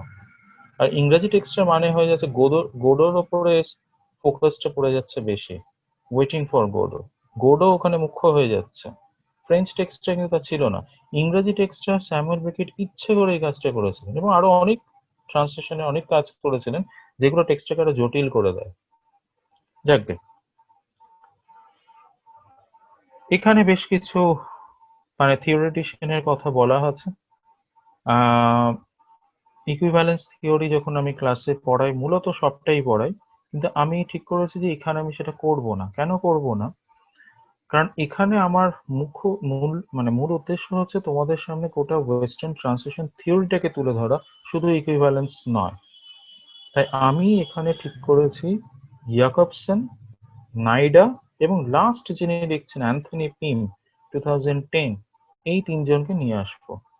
বাকিদের আমি আনছি না এই কারণে তারা অপ্রয়োজনীয় আমি বলছি না, তারা এই তিনজন হচ্ছে মূল ইকুইভ্যালেন্সের কারিগর। বাকিরাও আছে, কিন্তু বাকিরা রিপিটেশন করছে। আচ্ছা, রোমান ইয়াকবসন, ইনি হচ্ছেন দ্বিতীয় ব্যক্তি জন ড্রাইডেনের পরে যিনি এই bipolar structure of translation studies থেকে বেরিয়ে এসেছেন। তিনটে ভাগে ভাগ করেছেন, এবং এই তিনটে ভাগের কথা সবাই জানে। আর ট্রান্সলেশনের একদম প্রথম যে পড়তে যাচ্ছে সে রোমান ইয়াকবসন এই তিনটে ভাগ পড়ে: ইন্ট্রালিঙ্গুয়াল, ইন্টারলিঙ্গুয়াল, ইন্টারসেমিওটিক। ইন্টারলিঙ্গুয়াল হচ্ছে, ধরে নাও তোমরা সবাই বেওলফের কথা নিশ্চয়ই জানো, ওল্ড ইংলিশ এপিক, একমাত্র ইংরেজি প্রাইমারি এপিক, ওল্ড ইংলিশে লেখা। তুমি যখন পড়বে, তুমি যদি ওল্ড ইংলিশে এপিকটা পড়ো না, একটা লাইনও বুঝতে পারবে না। আমরা যেটা পড়ি বেওলফের, সেটা হচ্ছে মডার্ন ইংলিশ ট্রান্সলেশন। এটা হচ্ছে ইন্ট্রালিঙ্গুয়াল, যেখানে একই ল্যাঙ্গুয়েজের মধ্যে সাইন সিস্টেমটা চেঞ্জ হচ্ছে। একই ল্যাঙ্গুয়েজের মধ্যে কিন্তু ইংরেজি আছে, ওল্ড ইংলিশ থেকে মডার্ন ইংলিশ আছে। ধরে নাও আমি একটা অন্য উদাহরণ দিচ্ছি, ধরো বঙ্কিমের বাংলা, অনেকেরই অসুবিধা হয়, এই জেনারেশনে তো আরো বিশেষ করে। কেউ ধরো এখনকার সময় বঙ্কিমের এই বাংলা উপন্যাসগুলোকে এখনকার বাংলায় ট্রান্সলেট করলো, সেটা হবে ইন্ট্রালিঙ্গুয়াল। এর পরেরটা হচ্ছে ইন্টারলিঙ্গুয়াল ট্রান্সলেশন প্রপার বলতে যেটা বুঝি, যেখানে এক ভাষা থেকে আরেক ভাষায় ট্রান্সলেশনটা হয়, এটা হচ্ছে ইন্টারলিঙ্গুয়াল, যেটা মূলত আমরা ট্রান্সলেশন বললেই যেটা আমরা বুঝি, ফরাসি থেকে বাংলা, ইংরেজি থেকে স্প্যানিশ, ইত্যাদি ইত্যাদি। লাস্টেরটা হচ্ছে ইন্টারসেমিওটিক। শব্দটা খেয়াল করো, ট্রান্সমিউটেশন, একটা মিউটেশন হচ্ছে এখানে, যেখানে একটা সাইন সিস্টেম থেকে আরেকটা সাইন সিস্টেমে টেক্সটটা চেঞ্জ হচ্ছে। উদাহরণ বললে এটা সহজ হয়ে যাবে, যখন আমরা কোনো একটা নভেল থেকে ফিল্ম বানাই, ঠিক আছে, অথবা কোনো একটা ড্রামাটিক টেক্সট থেকে আমি একটা থিয়েটার বানাই, ধরো শেক্সপিয়ারের ম্যাকবেথটা যখন থিয়েটার হচ্ছে, সেটা হচ্ছে ইন্টারসেমিওটিক। বা ধরে নাও সত্যজিৎ রায় কোনো একটি উপন্যাস, এই সরি গল্প ধরো ফেলুদা ধরো, সেটা যখন উনি নিজেই তার চলচ্চিত্রায়ন করছেন, সেটা হচ্ছে ইন্টারসেমিওটিক। ধরো পথের পাঁচালী, ইন্টারসেমিওটিক ট্রান্সলেশন। বিভূতিভূষণের উপন্যাস থেকে সত্যজিৎ রায়ের সিনেমা, সাইন সিস্টেমটা চেঞ্জ হচ্ছে। ধরো আমি কথার কথা বলছি, যখন তুমি শেক্সপিয়ারের ম্যাকবেথ পড়ছো, পড়ার সময় তুমি কিন্তু অতটা স্টেজ, প্রপস, আলো ইত্যাদি ভাবছো না। যখন তুমি থিয়েটারটাকে দেখছো, অডিয়েন্স যখন দেখছে, তখন কিন্তু সে সবটা মিলে একটা অডিও ভিজুয়াল এক্সপিরিয়েন্স পাচ্ছে। এই যে একটা রিডারলি টেক্সট থেকে একটা অডিও ভিজুয়াল টেক্সট হয়ে গেল, এটাই হচ্ছে ইন্টারসেমিওটিক। এটা খুবই সোজা একটা বিষয়টা নিয়ে আর আমি ইয়ে করছি না। এটা যদি কেউ আমি এটা পুরো এই গোটা স্লাইডটাই আমি সোহনকে পাঠিয়ে দেবো, অতএব চিন্তা করার কোনো কারণ নেই। এখানে এই যে ধরো তোমার সালগুলো একটু খেয়াল রেখো, 1959-এ রোমানি জ্যাকবসন এটা বলছেন। এরপরে ইউজিন এনাইডা, এইটা আমাদের একটু সময় লাগবে। ফর্মাল ইকুইভ্যালেন্স আর ডায়নামিক ইকুইভ্যালেন্স, আগে আমি ফর্মাল ইকুইভ্যালেন্সটা একটু বুঝিয়ে নিই। যেটা সিসেরো ওয়ার্ড ফর ওয়ার্ড বা লিটারাল ট্রান্সলেশন বলছিল, সেটাই ইউজিন এনাইডা ফর্মাল ইকুইভ্যালেন্স বলছে। আমি এই কথাটা বারবারই বলছি যে ওয়েস্টার্ন ট্রান্সলেশন থিওরি এই bipolar structure of translation studies থেকে বেরোয়নি। সে এটাকে বিভিন্ন নতুন নাম দিয়ে গেছে, নামকরণের একটা পরিবর্তন হয়েছে, আর কিছু নয়। ফর্মাল ইকুইভ্যালেন্স হচ্ছে যেখানে টার্গেট ল্যাঙ্গুয়েজটা অ্যাকচুয়ালি সোর্স ল্যাঙ্গুয়েজটাকে এক্স্যাক্ট রিপ্রেজেন্ট করছে। ফর্মাল ইকুইভ্যালেন্স একটা উদাহরণ ধরো, তুমি বললে বাড়ি, আমি জানি যে ওটার ট্রান্সলেশন অলরেডি ডিকশনারিতে করা আছে, হোম, আমি বসিয়ে দিলাম। তার মানে আমি যখন ট্রান্সলেশনটাকে করছি, তার আগেই ইকুইভ্যালেন্ট টার্মটাকে সেট ইন করা আছে। ভালো করে জিনিসটা বোঝো। ফর্মাল ইকুইভ্যালেন্সে আমার ট্রান্সলেটোরিয়াল অ্যাক্ট, মানে আমার ট্রান্সলেশন কাজটা করার আগেই ইকুইভ্যালেন্স টার্মগুলোকে সেট করা আছে। বাড়ি মানে হোম, রোড রাস্তা, এগুলো করা আছে। আমি কি করছি, আমি ডিকশনারিটাকে খুলছি, ইকুইভ্যালেন্ট টার্মগুলোকে দেখছি, ট্রান্সলেশনে বসে। এটা হচ্ছে ফর্মাল ইকুইভ্যালেন্স, যেখানে অলরেডি ইকুইভ্যালেন্ট টার্মগুলোকে সেট করা আছে, আমার কিছু করতে হচ্ছে না। এবার হচ্ছে ডায়নামিক ইকুইভ্যালেন্স। এই জায়গাটায় নাইডা একটা যুগান্তকারী কাজ করেন। এখানটা বোঝানোর সময় আমাকে একটু নাইডার ব্যাকগ্রাউন্ড বলতে হবে, নয়তো বোঝানো যাবে না। এই ইউজিন নাইডা, এই ভদ্রলোক একজন প্রোটেস্ট্যান্ট খ্রিস্টিয়ান ছিলেন। খুব ইম্পর্টেন্ট এই আইডিয়াটা বোঝার জন্য। ওনার সারা জীবন যা কাজ করেছেন ট্রান্সলেশন নিয়ে, তার মূল বিষয় হচ্ছে বাইবেলের ট্রান্সলেশন, বাইবেল সংক্রান্ত কাজ, বাইবেলের ডিসেমিনেশন, ক্রিশ্চিয়ানিটি স্প্রেড, এইটাই ওনার জীবনের একমাত্র মিশন ছিল। উনি একজন লিঙ্গুইস্ট, তার সাথে উনি একজন প্রোটেস্ট্যান্ট খ্রিস্টিয়ান ট্রান্সলেটর, এবং ওনার নামে ইউরোপে একটি বিশাল বড় অর্গানাইজেশন আছে, এখনো চলে, খুব রমরম করে চলে। তার নাম হচ্ছে Nida school of translation studies, NSTS। এরা প্রত্যেক বছর একটা বিশাল অঙ্কের গ্রান্ট দেয়, এবং এরা প্রত্যেক বছর একটা বিশাল কি বলবো ওয়ার্কশপ অ্যারেঞ্জ করে। গোটা পৃথিবী থেকে লোকজন যায় যারা মূলত বাইবেল নিয়ে কাজ করছে, যদি ইদানিং ওরা একটু লিবারাল হয়েছে, যারা বাইবেল নিয়ে কাজ করছে না তাদেরকেও ওরা ডাকছে। আচ্ছা, এবারে একটু আমি আসি নাইডার এই গোটা ডাইনামিক ইকুইভ্যালেন্সের গল্পটা কি। আমরা সবাই জানি যে নিউ টেস্টামেন্টে মূল যে বিষয়, খ্রাইস্টের এই গোটা নতুন যে রিলিজিয়নটাকে উনি আনছেন, ক্রিশ্চিয়ানিটি, তার একটা মূল লাইন হচ্ছে Christ is the lamb of god. Christ ভগবানের ভেড়া, মানে যদি আমি আক্ষরিক অনুবাদ করি, এই যে আইডিয়াটা, এটা ক্রিশ্চিয়ানিটিকে বোঝার জন্য খুব দরকারি একটি আইডিয়া।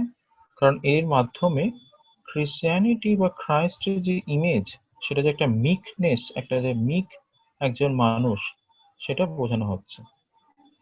এবং এটাও বোঝানো হচ্ছে যে এই যে ধর্মটা সে একেবারেই হিংসায় বিশ্বাস করে না ইত্যাদি ইত্যাদি, যদিও সেটা নয়, বাট আলাদা কথা, যেটা বাইবেলে বলা হচ্ছে আমি সেটাই বলছি।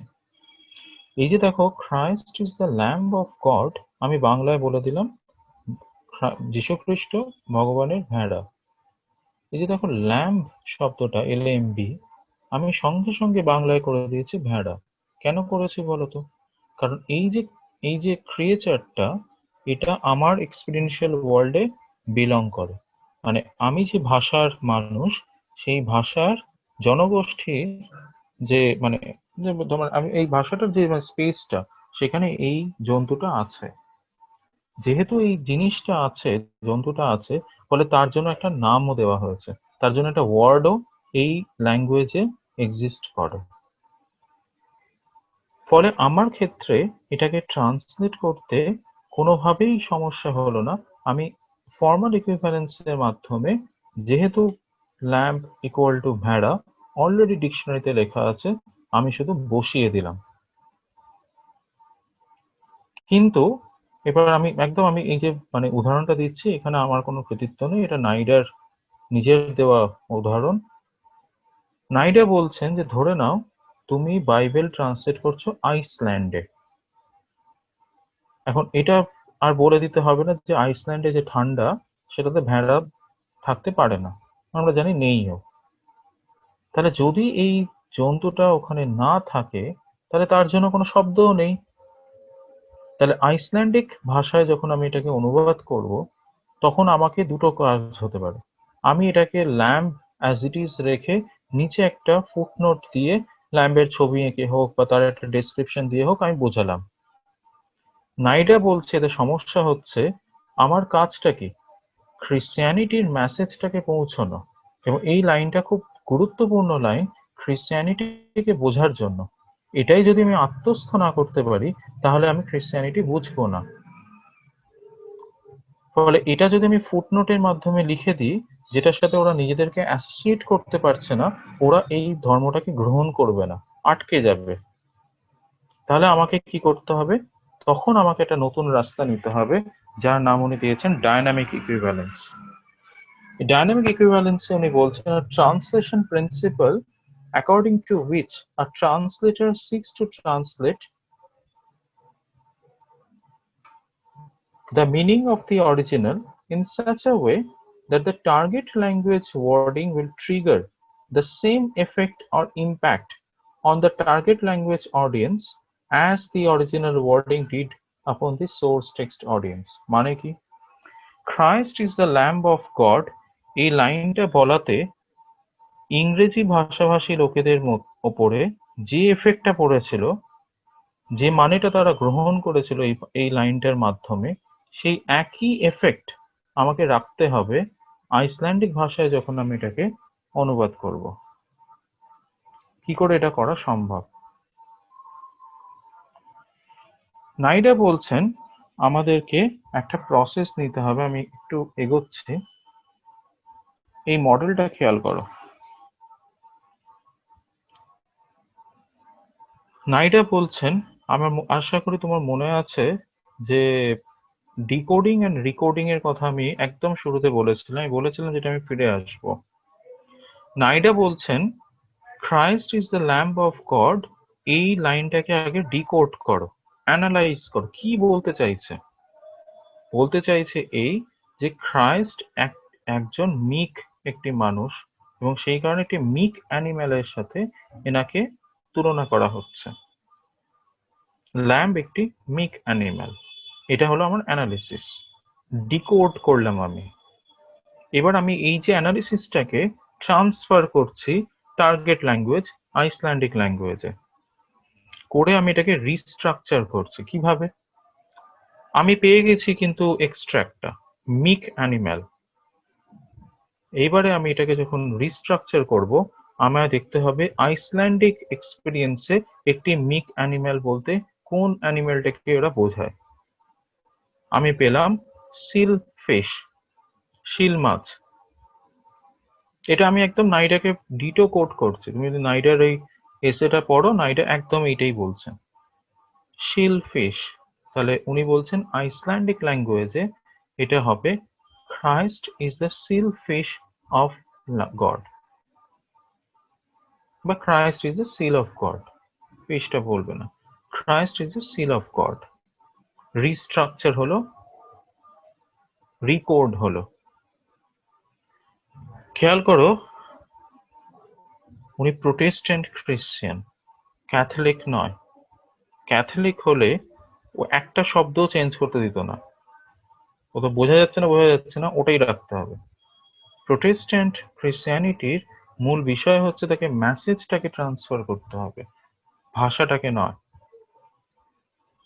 এখানে একটা ব্যাপার আছে, এই যে দেখো টিএল টেক্সট আর এসএল টেক্সট যেখানটা আমি লিখেছি, এখানে একটা অদৃশ্য লাইন আছে যেটা তোমরা দেখতে পাচ্ছ না, আমি দেখতে পাচ্ছি না, কিন্তু তোমায় ধরে নিতে হবে।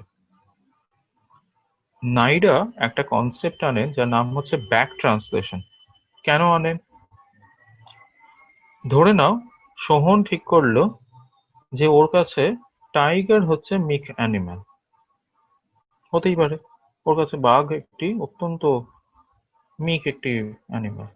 ও লিখে দিল Christ is the tiger of god. Or interpretation, যে তাতে কি ক্রিশ্চিয়ানিটির পারপাসটা সার্ভ হবে? না, মানেটা ঘুরে গেল, কিন্তু তুমি কিছু বলতে পারবে না। ওর কাছে মিক অ্যানিম্যাল টাইগার। নাইডা জানে যে এই সমস্যাটা দেখা দিতে পারে, এবং আমি আবারও বলেছি উনি খ্রিস্টান, কিন্তু জীবনের মূল মিশন হচ্ছে বাইবেল ট্রান্সলেশন। ও কি করেছে, একটা নতুন কনসেপ্ট নিয়ে এনেছেন যার নাম হচ্ছে ব্যাক ট্রান্সলেশন। মানে কি, উনি সোহনকে বললেন তুমি ট্রান্সলেট করো। সোহন করলো Christ is the tiger of god. উনি তখন শ্রেষ্ঠাকে বললেন যে তুমি ব্যাক ট্রান্সলেট করো তো দেখি। শ্রেষ্ঠা ধরো আইসল্যান্ডিক ল্যাঙ্গুয়েজটা জানে, ও এটাকে ব্যাক ট্রান্সলেট করে নিয়ে এলো ইংলিশে। নাইডা দুটো পাশাপাশি টেক্সট মেলালো, দেখলো একটাতে রয়েছে ল্যাম্ব আর একটাতে রয়েছে টাইগার। সোহেলের ট্রান্সলেশনটা বাতিল হয়ে গেল। ব্যাক ট্রান্সলেশনের থ্রু দিয়ে নাইডা দুটো জিনিস করলেন।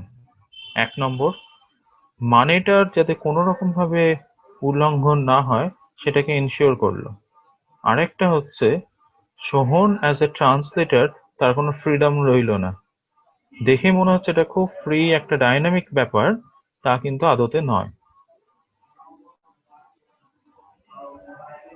তুমি যদি এই টিএল টেক্সট আর এসএল টেক্সটের মধ্যে একটা লাইন টেনে দাও না, এখানে দেখো একটা স্কোয়ার বক্স তৈরি হবে, হবে তো? এই যে বক্স তৈরি হলো তার মানে কি, একটা সীমাবদ্ধ ক্ষেত্র তৈরি হলো। এই ক্ষেত্রটাই হচ্ছে নাইডার ডাইনামিক ট্রান্সলেশন।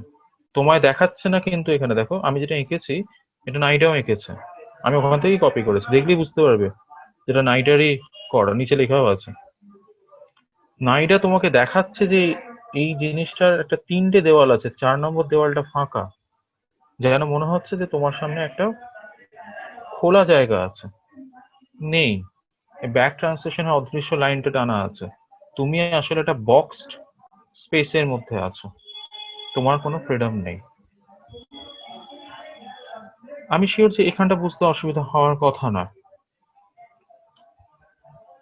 আমি আবারও একবার ডাইনামিক ইকুইভ্যালেন্সের, আচ্ছা এই জায়গাটা আমি বোঝালাম না, এটা আসলে খুব দরকার নেই। অ্যাকচুয়ালি সাপির উফ বলে একজন বড় লিঙ্গুইস্ট, একটা মানে একটা ডুও ছিলেন আর কি, মানে এডওয়ার্ড সাপির আর বেঞ্জামিন উফ, তাদের একটা লিঙ্গুইস্টিক রিলেটিভিটি বলে একটা থিওরি ছিল, যেটার উপরে দাঁড়িয়ে গোটা এই নাইডার কনসেপ্টটা। এনিওয়ে, এবার ডাইনামিক ইকুইভ্যালেন্সটা আরেকবার আমি পড়াচ্ছি, মানে ডেফিনেশনটা একবার দেখো যেটা নাইডা লিখছেন। A translation principle according to which a translator seeks to translate the meaning of the original in such a way that the target language wording will trigger the same effect or impact on the target language audience as the original wording did upon the source text audience. এফেক্টটা এখানে মূল। এফেক্টটাকে উনি দেখো খেয়াল করে, formal ইকুইভ্যালেন্সে ইকুইভ্যালেন্সটা হচ্ছিল শব্দে,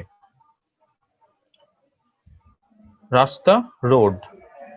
এখানে কিন্তু ডাইনামিক ইকুইভ্যালেন্সে তা নয়, এফেক্টে এখানে শব্দটা বদলে যাচ্ছে, ল্যাম্প থেকে সিল হয়ে যাচ্ছে। এখানে হচ্ছে ল্যাম্বের এফেক্ট ইংলিশ অডিয়েন্সের কাছে যা হবে তারই ইকুইভ্যালেন্ট হতে হবে সিলের এফেক্ট অন আইসল্যান্ডিক মানুষজন। ক্লিয়ার? ওকে, আমি ক্যাটফোর্ডটা মানে স্কিপ করে যাচ্ছি কারণ এগুলো ওই একই পোপোভিচ, জেরেমি কোল। আচ্ছা, এইখানটা ইম্পর্টেন্ট। ইনি হচ্ছেন শেষতম ব্যক্তি এখনো অবধি আমার যেটুকু পড়া, অ্যান্থনি পিম। ইনি 2010 সালে এক্সপ্লোরিং ট্রান্সলেশন থিওরিজ বলে একটি বই লেখেন, যেখানে এই গোটা যে নাইডার মডেলটা আমি তোমাদেরকে বোঝালাম, এই মডেলটাকে উনি রিভিজিট করেন, রিরাইট করেন। উনি দুটো শব্দের কথা বলেন, একটা হচ্ছে ন্যাচারাল ইকুইভ্যালেন্স আর একটা হচ্ছে ডিরেকশনাল ইকুইভ্যালেন্স। ন্যাচারাল ইকুইভ্যালেন্সটা কিন্তু অ্যাজ ইট ইজ নাইডার যে আইডিয়াটা ছিল ফর্মাল ইকুইভ্যালেন্স সেটাই, কিন্তু উনি বলেছেন, পিম বলেছেন যে এই যে ন্যাচারাল ইকুইভ্যালেন্স, এই শব্দটা নামটাই সঠিক নাম, নাইডার নামটা সঠিক নয়। কেন নয়? উনি বলছেন translator sees the equivalence problem, grasps the value and looks around the target language or culture for the item of the same value. তোমাকে একটা লাইন দেওয়া হলো, আমি বাড়ি যাই, তোমায় ইংলিশে ট্রান্সলেট করতে বলা হলো। তুমি এই প্রত্যেকটা শব্দ আমি বাড়ি যাই তুমি ডিকশনারিতে খুললে, প্রত্যেকটার ভ্যালু বার করলে, আমি আই, যাওয়া গো, বাড়ি হোম, এরকম বার করলে, করে তুমি এটাকে বসিয়ে দিলে। পিম বলছে এটা কেন ফর্মাল ইকুইভ্যালেন্স নাম হবে, এটা ন্যাচারাল হবে, কারণ এটা অলরেডি নেচারে এক্সিস্ট করে। এই প্রত্যেকটা শব্দের ইকুইভ্যালেন্ট টার্ম গুলো অলরেডি আছে, প্রত্যেকটা শব্দ আছে বলেই তোমার এক্সপেরিয়েন্সিয়াল ওয়ার্ল্ডে প্রত্যেকটা শব্দ আছে, কিন্তু না থাকলে তুমি এটা করতে পারতে না। বাড়ি তোমার ল্যাঙ্গুয়েজেও আছে, নয়তো তুমি সেটাকে হোম হিসেবে বা হাউস হিসেবে ট্রান্সলেট করতে পারতে না। ন্যাচারালি অ্যাভেলেবল, তাই ন্যাচারাল ইকুইভ্যালেন্স। উনি বলেছেন যে পিম বলছে নাইডার থিওরিটা গন্ডগোলের নয়, নাইডার নামকরণটাই গন্ডগোল আছে। উনি থিওরিটাকে এক রেখেছেন, নামকরণটাই পরিবর্তন করেছেন। এবার হচ্ছে ডিরেকশনাল ইকুইভ্যালেন্স। ডিরেকশন ইকুইভ্যালেন্সটা আমি আরেকবার নাইডারটায় যাচ্ছি, মানে মডেলটায় খুব ভালো করে, আমি জানি না, আমার মনে হয় ভালো দেখা যাচ্ছে।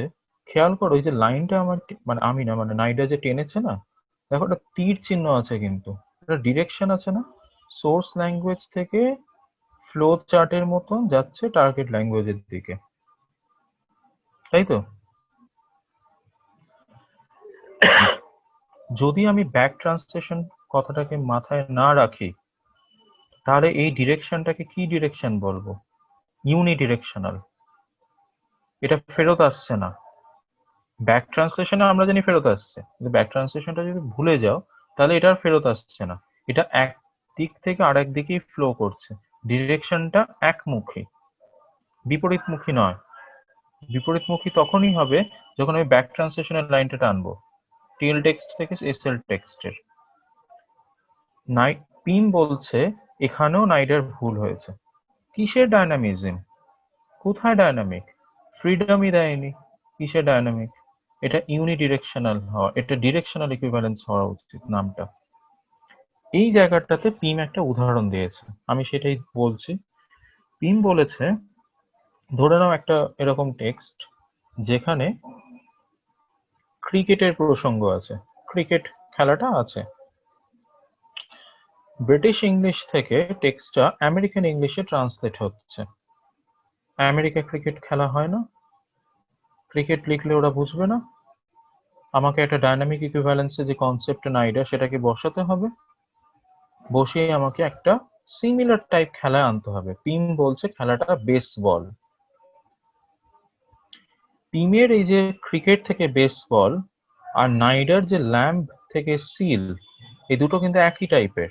একটা জায়গায় গন্ডগোল আছে, সেটা হচ্ছে পিম বলছে তুমি ক্রিকেট থেকে বেসবলে যাও, বেসবল থেকে ক্রিকেটে ফিরতে হবে না। মানে তুমি ব্রিটিশ ইংলিশ টেক্সটটা আমেরিকান ইংলিশে ট্রান্সলেট করলে, বেসবল লিখলো। আরেকজন কেউ কোনো এক সময় ভাবলো আমেরিকান ইংলিশ টেক্সটটাকে ব্রিটিশ ইংলিশে রিট্রান্সলেট করবে। সে ক্রিকেটের জায়গায় হকি লিখতে পারে, অন্য যা কিছু লিখতে পারে। আমার এই মুহূর্তে অন্য খেলা মনে আসছে না ওরম টাইপের, হকি ধরে না আপাতত। তাকে ক্রিকেটে ফিরতে হবে না, পয়েন্ট এ থেকে পয়েন্ট বি তে যাবে, পয়েন্ট বি থেকে পয়েন্ট এ তে আসতে হবে না, সে চাইলে পয়েন্ট সি তে যেতে পারে। এই যে ফ্রিডমটা দিচ্ছেন পিম, উনি বলছেন, দেখো এবার আমি টেক্সটে যাচ্ছি, সরি, ওনার ডেফিনেশনটা খেয়াল করো। Translator is actively going to create something new in the target language and culture which will maintain an equivalent relationship between the source culture and the target culture. That's it. এখানে একবারও বলেননি যে কোথাও একটা ফিরে আসার ব্যাপার আছে, যেটা তৈরি করবে সেখান থেকে আবার ব্যাক করতে হবে, এটা কোথাও বলা নেই। এটাকে উনি বলছেন directional equivalence and that too unidirectional. এটা হচ্ছে আমার মূল বক্তব্য, মানে পিমের, সরি আমার না, পিমের মূল বক্তব্য, অ্যান্থনি পিমের। এবং এই ভদ্রলোক বেঁচে আছেন বহাল তবিয়তে। আমি একটা লিঙ্ক পরে শেয়ার করে দেবো পরের দিনকে। অ্যান্থনি, বা তোমরা নিজেরা যদি এক্ষুনি অ্যান্থনি পিমের বানানটা দেখে লিখে নাও এবং Google search, sorry YouTube search করো, ওনার একটা চ্যানেল আছে নিজস্ব। আমি যখন লাস্ট ইয়ারে সাউথ আফ্রিকা গেছিলাম, ওনাকে প্রথম সামনাসামনি দেখি, এবং আমি প্রথম যেটা ওনাকে বলেছিলাম যে আপনার এই যে গোটা চ্যানেলটা ইউটিউবের, এটা আমার মতন যারা থার্ড ওয়ার্ল্ড কান্ট্রিতে ট্রান্সলেশন নিয়ে পড়াশোনা করছে তাদের জন্য এটা একটা গোল্ডেন আর্কাইভ। মানে আমি ওই লেকচারগুলোতে, বিশ্বাস করবে না তোমরা, আমি লেকচারগুলো না মুখস্থ বলে যেতে পারি। মানে আমি জানি যে কোথায়ও, ধরো আমি কথা বলছি স্কোপোস, আমি জানি ও কোথায় কি এস কে ও পি ও এস এই কথাটা দুবার বলেছে, আমি জানি এটা। তো আমি লিটারালি ওগুলোকে মুখস্থ করে ফেলেছি, এত ভালো বোঝান। আমি প্রত্যেকেই অনুরোধ করব অ্যান্থনি পিমের ইউটিউব চ্যানেলটাকে সাবস্ক্রাইব করতে। এই ভদ্রলোক একজন মানে টাওয়ারিং ফিগার ট্রান্সলেশন স্টাডিজের, চেয়ার প্রফেসর এখন অস্ট্রেলিয়ার, এবং এর চ্যানেলটা প্রায় বোধহয় অ্যারাউন্ড 2.7K সাবস্ক্রাইবার আছে। হ্যাঁ, এনিওয়ে, এই গেল মোটামুটি ইকুইভ্যালেন্স থিওরি।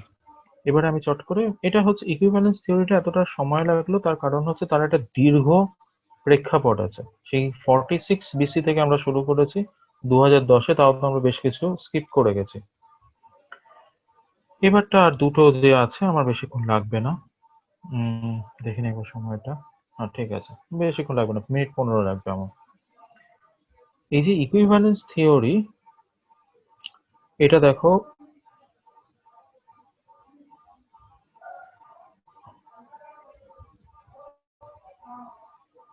1964 নাইডা লিখছে।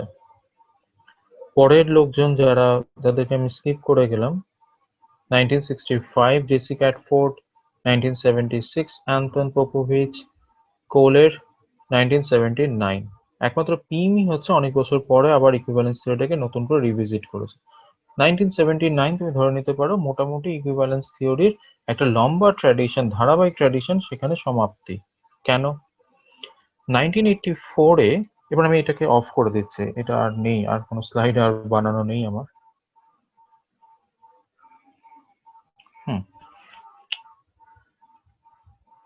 1984 এই সময়টা, এই সালটা খুব ইম্পর্টেন্ট। কারণ হচ্ছে দুজন ভদ্রলোক, একজনের নাম হচ্ছে মান্তারি, MANTARI, সে একটা কনসেপ্ট উনি নিয়ে আসেন, তিনি, তার নাম হচ্ছে ট্রান্সলেটোরিয়াল অ্যাকশন। উনি প্রথম ব্যক্তি যিনি ট্রান্সলেশনটাকে একটা অ্যাকশন হিসেবে দেখিয়েছেন, ট্রান্সলেশনটা একটা কাজ। এটার কারণ আছে, এটার কারণ হচ্ছে যে তোমরা নিশ্চয়ই জানো যে ট্রান্সলেটার্স আর ট্রেটার্স বলে ইংরেজিতে একটা প্রবাদ বাক্য আছে। ত্রাদিত্তর ত্রাদুত্তর, ল্যাটিন একটি প্রবাদ বাক্য থেকে এটি আসে।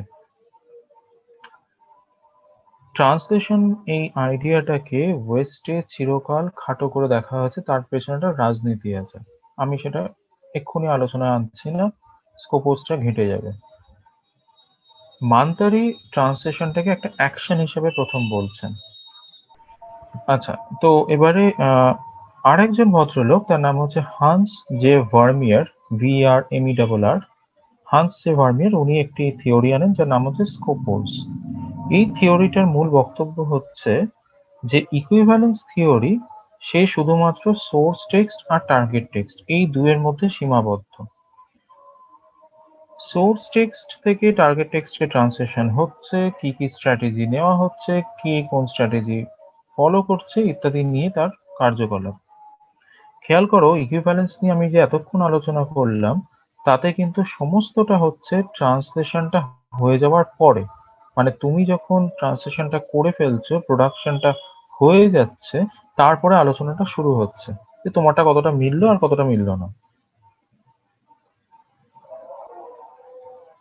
ভার্মিয়ার হচ্ছেন প্রথম ভদ্রলোক যিনি এই গোটা প্রসেসের মধ্যে একটা বড়সড় লুপ হোল আছে, একটা গ্যাপ আছে, এটা বার করেন। উনি বলেন যে ইকুইভ্যালেন্স থিওরিতে কোনো সমস্যা নেই, কোনো ভুল নেই, থিওরিটা ঠিক আছে, থিওরিতে একটা বড়সড় ফাঁক আছে। ফাঁকটা হচ্ছে এই, আমরা এত আলোচনা করলাম, আমরা একবারের জন্য বলিনি যে ট্রান্সলেটর ট্রান্সলেশনটা করছে কেন, হঠাৎ তার কি দায় পড়লো। এই যে ধরো উৎপল দত্ত কেন করলো, অজিতেশ কেন করলেন, ড্রাইডেন কেন করছে, ট্রান্সলেশনের পেছনে পারপাসটা কি সেটা নিয়ে আমরা কেউ আলোচনা করিনি। 2 নম্বর, ট্রান্সলেটরে চলবে কি করে, ট্রান্সলেটর ট্রান্সলেশন করলো, তাতে তার পেটের ভাতটা হবে কি করে, এটাও কিন্তু কেউ আলোচনা করেনি। এই দুটো ইম্পর্টেন্ট ইস্যু প্রথমবার এবং শেষবার, মানে এরপরে আর কেউ আলোচনা করেনি এটা নিয়ে, এই প্রথমবার ওই শেষবার হান্স জে ভার্মিয়ার বলে একজন জার্মান স্কলার তিনি নিয়ে আসেন। তিনি বলেন এই যে অথর, মাঝখানে ট্রান্সলেটর, আর একপাশে রিডার, টার্গেট রিডার, এই যে 3 ব্যক্তি, এর মধ্যে আরেকটা ব্যক্তি আছে যার কথা কেউ বলে না, কমিশনার। যে ট্রান্সলেটরকে কমিশন করলো ট্রান্সলেশনটা করো, এটা নাম্বার 1। নাম্বার 2, বাইবেল সবাই আমরা জানি একটা তার অথরাইজড একটা ভার্সন আছে। আমি জানি না এখানে কজন প্যাশন অফ দ্য ক্রাইস্ট বলে একটা হলিউড ফিল্ম আছে, সেটা দেখেছো? বা ধরো তুমি চারপাশে দেখবে চিলড্রেন্স বাইবেল, গ্রাফিক নভেলের মতন এঁকে এঁকে বোঝানো। একটা টেক্সট, সোর্স টেক্সট, তা থেকে মাল্টিপল ট্রান্সলেশন হলো কি করে, ইকুইভ্যালেন্স এটা নিয়েও নীরব।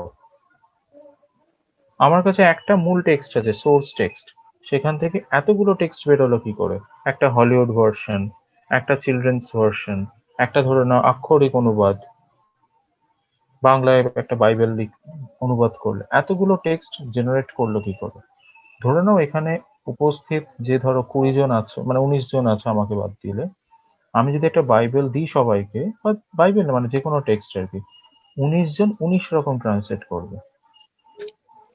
কেন 19 জন 19 রকম ট্রান্সলেট করবে? কারণ আমি অ্যাজ এ কমিশনার, ধরে নাও পূর্বাকে বলেছি যে তোমাকে একটা হলিউডের স্ক্রিপ্ট বানাতে হবে, সোহেলকে বলেছি তোমাকে একটা চিলড্রেন্স ভার্সন করতে হবে, সোহনকে বলেছি তোমাকে একটা লিটারাল ট্রান্সলেশন করতে হবে, ইত্যাদি ইত্যাদি। আমি ঠিক করে দিয়েছি পারপাসটা কি, আমি বলে দিয়েছি এর ফাংশনটা কি হবে, ট্রান্সলেটর সেই অনুযায়ী ট্রান্সলেট করছে। এটাকে বলে স্কোপোস থিওরি। নামটা কেন এরকম, স্কোপোস, SKOPOS, এটা হচ্ছে একটা গ্রিক শব্দ, এর মানে হচ্ছে পারপাস। এটা পরবর্তীকালে জার্মান ভাষাতেও স্কোপোস শব্দটা একই বানান, SKOPOS, এবং থিওরিটা যেহেতু জার্মান স্কলার সেই জন্য থিওরিটার নাম হচ্ছে স্কোপোস। এই থিওরির মূল বক্তব্য হচ্ছে যে এই 1 নম্বর, ট্রান্সলেটরের একটা পারপাস আছে, আর ট্রান্সলেটরের পেছনে একজন কমিশনার আছে। লাস্ট বক্তব্য আজকের দিনের মতন,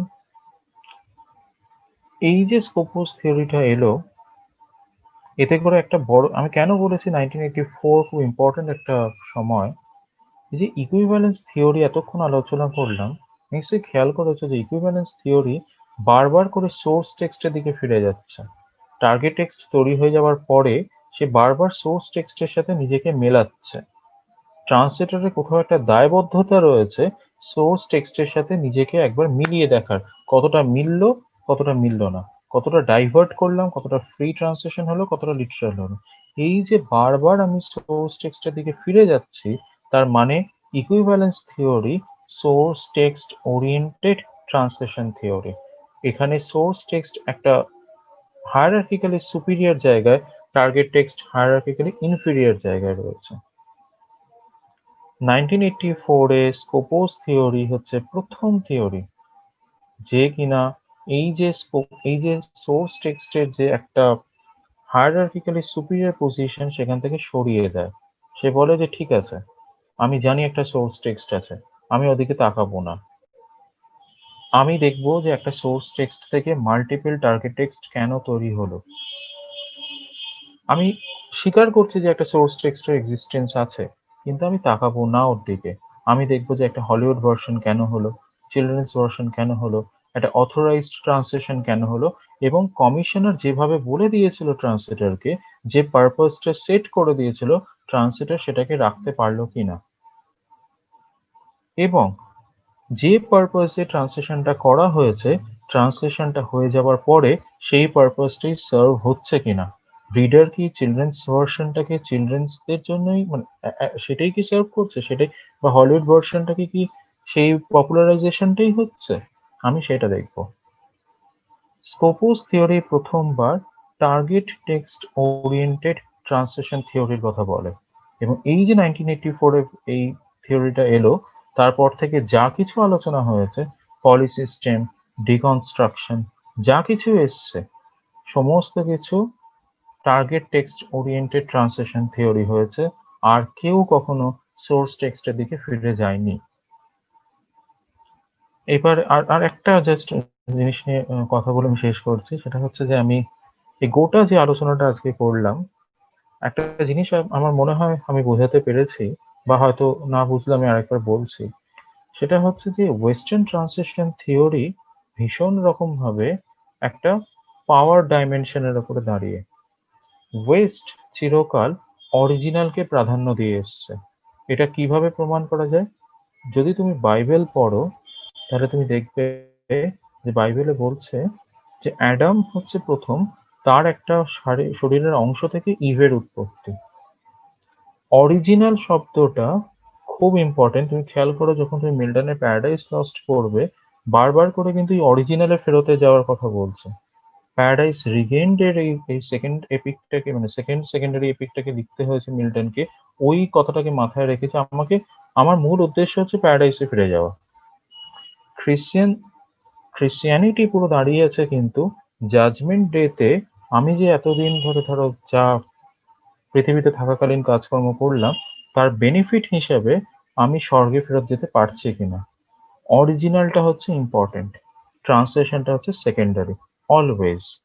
এই যে primary position of the original আর secondary position of the target, এই জিনিসটাকে স্কোপোস এবং স্কোপোস পরবর্তী যা কিছু থিওরি এসছে তারা চ্যালেঞ্জ করছে। লাস্ট একটা, আমি জানি পূর্বা খুবই উতলা হয়ে পড়ছে, আমি একটা জাস্ট শব্দ বলে শেষ করছি, মানে এটা না বললে আলোচনাটা ঠিক একটা পূর্ণ মাত্রা পাবে না। অক্টাভিও পাস বলে একজন ভদ্রলোক, ল্যাটিন আমেরিকান একজন স্কলার, তিনি বলেন, there is nothing called original, everything is a translation of a translation of a translation of a translation। কি করে? শেক্সপিয়ারে যতগুলো ট্র্যাজেডি কমেডি যা আছে, একটা অরিজিনাল নয়। কি করে অরিজিনাল নয়? তুমি বলবে যে সেগুলো হলিনশেড ক্রনিকল থেকে নেওয়া, এখান থেকে নেওয়া, সেখান থেকে না। অক্টাভিও পাস বলছে, যদি হলিনশেড ক্রনিকল ভুলেও যাও, যদি মনে করো ম্যাকবেথের গল্পটা নিজেই মাথা থেকে বার করেছে, তাতেও কিছু যায় আসে না। অক্টাভিও পাস বলছে, একদম নাম করে বলেছে, কিন্তু বলেছে যে শেক্সপিয়ারকে আমি অরিজিনাল রাইটার হিসেবে কেন মনে করব? ও কি এ থেকে জেড এর বাইরে গেছে? এ থেকে জেড এর বাইরে যায়নি, তাহলে আমি কেন, কিসের অরিজিনাল? একটা জিনিস খেয়াল করো, আমি অরিজিনাল বলে কোনো টেক্সটকে যখন বলি, তার মানে আমি ধরে নিচ্ছি তার একটা ট্রান্সলেশন আছে। কিন্তু ধরুন আমি এখন একটা গল্প লিখলাম, আমি কি সে গল্পটাকে অরিজিনাল বা সোর্স টেক্সট বলবো? না, যতক্ষণ না কেউ ওটাকে ট্রান্সলেট করছে আমার টেক্সটটা সোর্স টেক্সট নয়।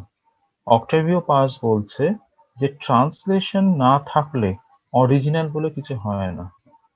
টার্গেট টেক্সট না থাকলে সোর্স টেক্সটের কোনো অস্তিত্ব নেই। এটা হচ্ছে ডিকনস্ট্রাকশনিস্ট থিওরি অফ ট্রান্সলেশন। আচ্ছা, আজকের মতো আমি এখানেই শেষ করছি। এবার বলো তোমরা। ধন্যবাদ রিন্দন আপনাকে। আমরা প্রশ্নোত্তর পর্বে চলে যেতে চাই। কারো কোনো কোশ্চেন থাকলে মাইক আনমিউট করে করতে পারেন। আপনি কি মনে করেন যে টার্গেট যে ল্যাঙ্গুয়েজ সেই দিকে ফোকাসড হওয়া উচিত একজন অনুবাদকের, নাকি হচ্ছে সোর্স ল্যাঙ্গুয়েজের দিকে হওয়া উচিত? যেমন ধরেন, যদি বলি যে এখন আমি একটা ইংরেজি কোনো একটা সাহিত্য থেকে কিছু একটা অনুবাদ করছি, তো দেখা যাচ্ছে যে সেখানে গাছের থেকে আপেল পড়তেছে তাকে সেখানকার গ্রামে। আমার এখানে তো আপেল পড়ে না, তো আমার এখানে যারা পড়তেছে তাদের জন্য একটা বিব্রতকর অবস্থাও পড়ে যায় যে গাছ থেকে আবার আপেল পড়ে কি করে। সে তো দেখে খালি বাজার থেকে আপেল নিয়ে আসতে হয়। কিংবা গ্রামের যে ছেলেটা সে দেখে যে গরুর রচনা, গরু মাঠে থাকে। আর ঢাকা শহরের যে ছেলেটা কিংবা অন্য কোথাও যে ছেলেটা বড় হয়, শহরে যে ছেলেটা বড় হয়, তার কাছে গরুটা হাটে পাওয়া যায় বা বাজার থেকে কিনে আনতে হয় অথবা গরুর মাংস কিনে আনতে হয়। সে গরুটা বইয়ের পাতায় দেখে। তো আপনি কোনটা মনে করেন যে কোন দিকে আসলে একজন অনুবাদকের বেশি ফোকাসড হওয়া উচিত? আচ্ছা, প্রথম কথা হচ্ছে যে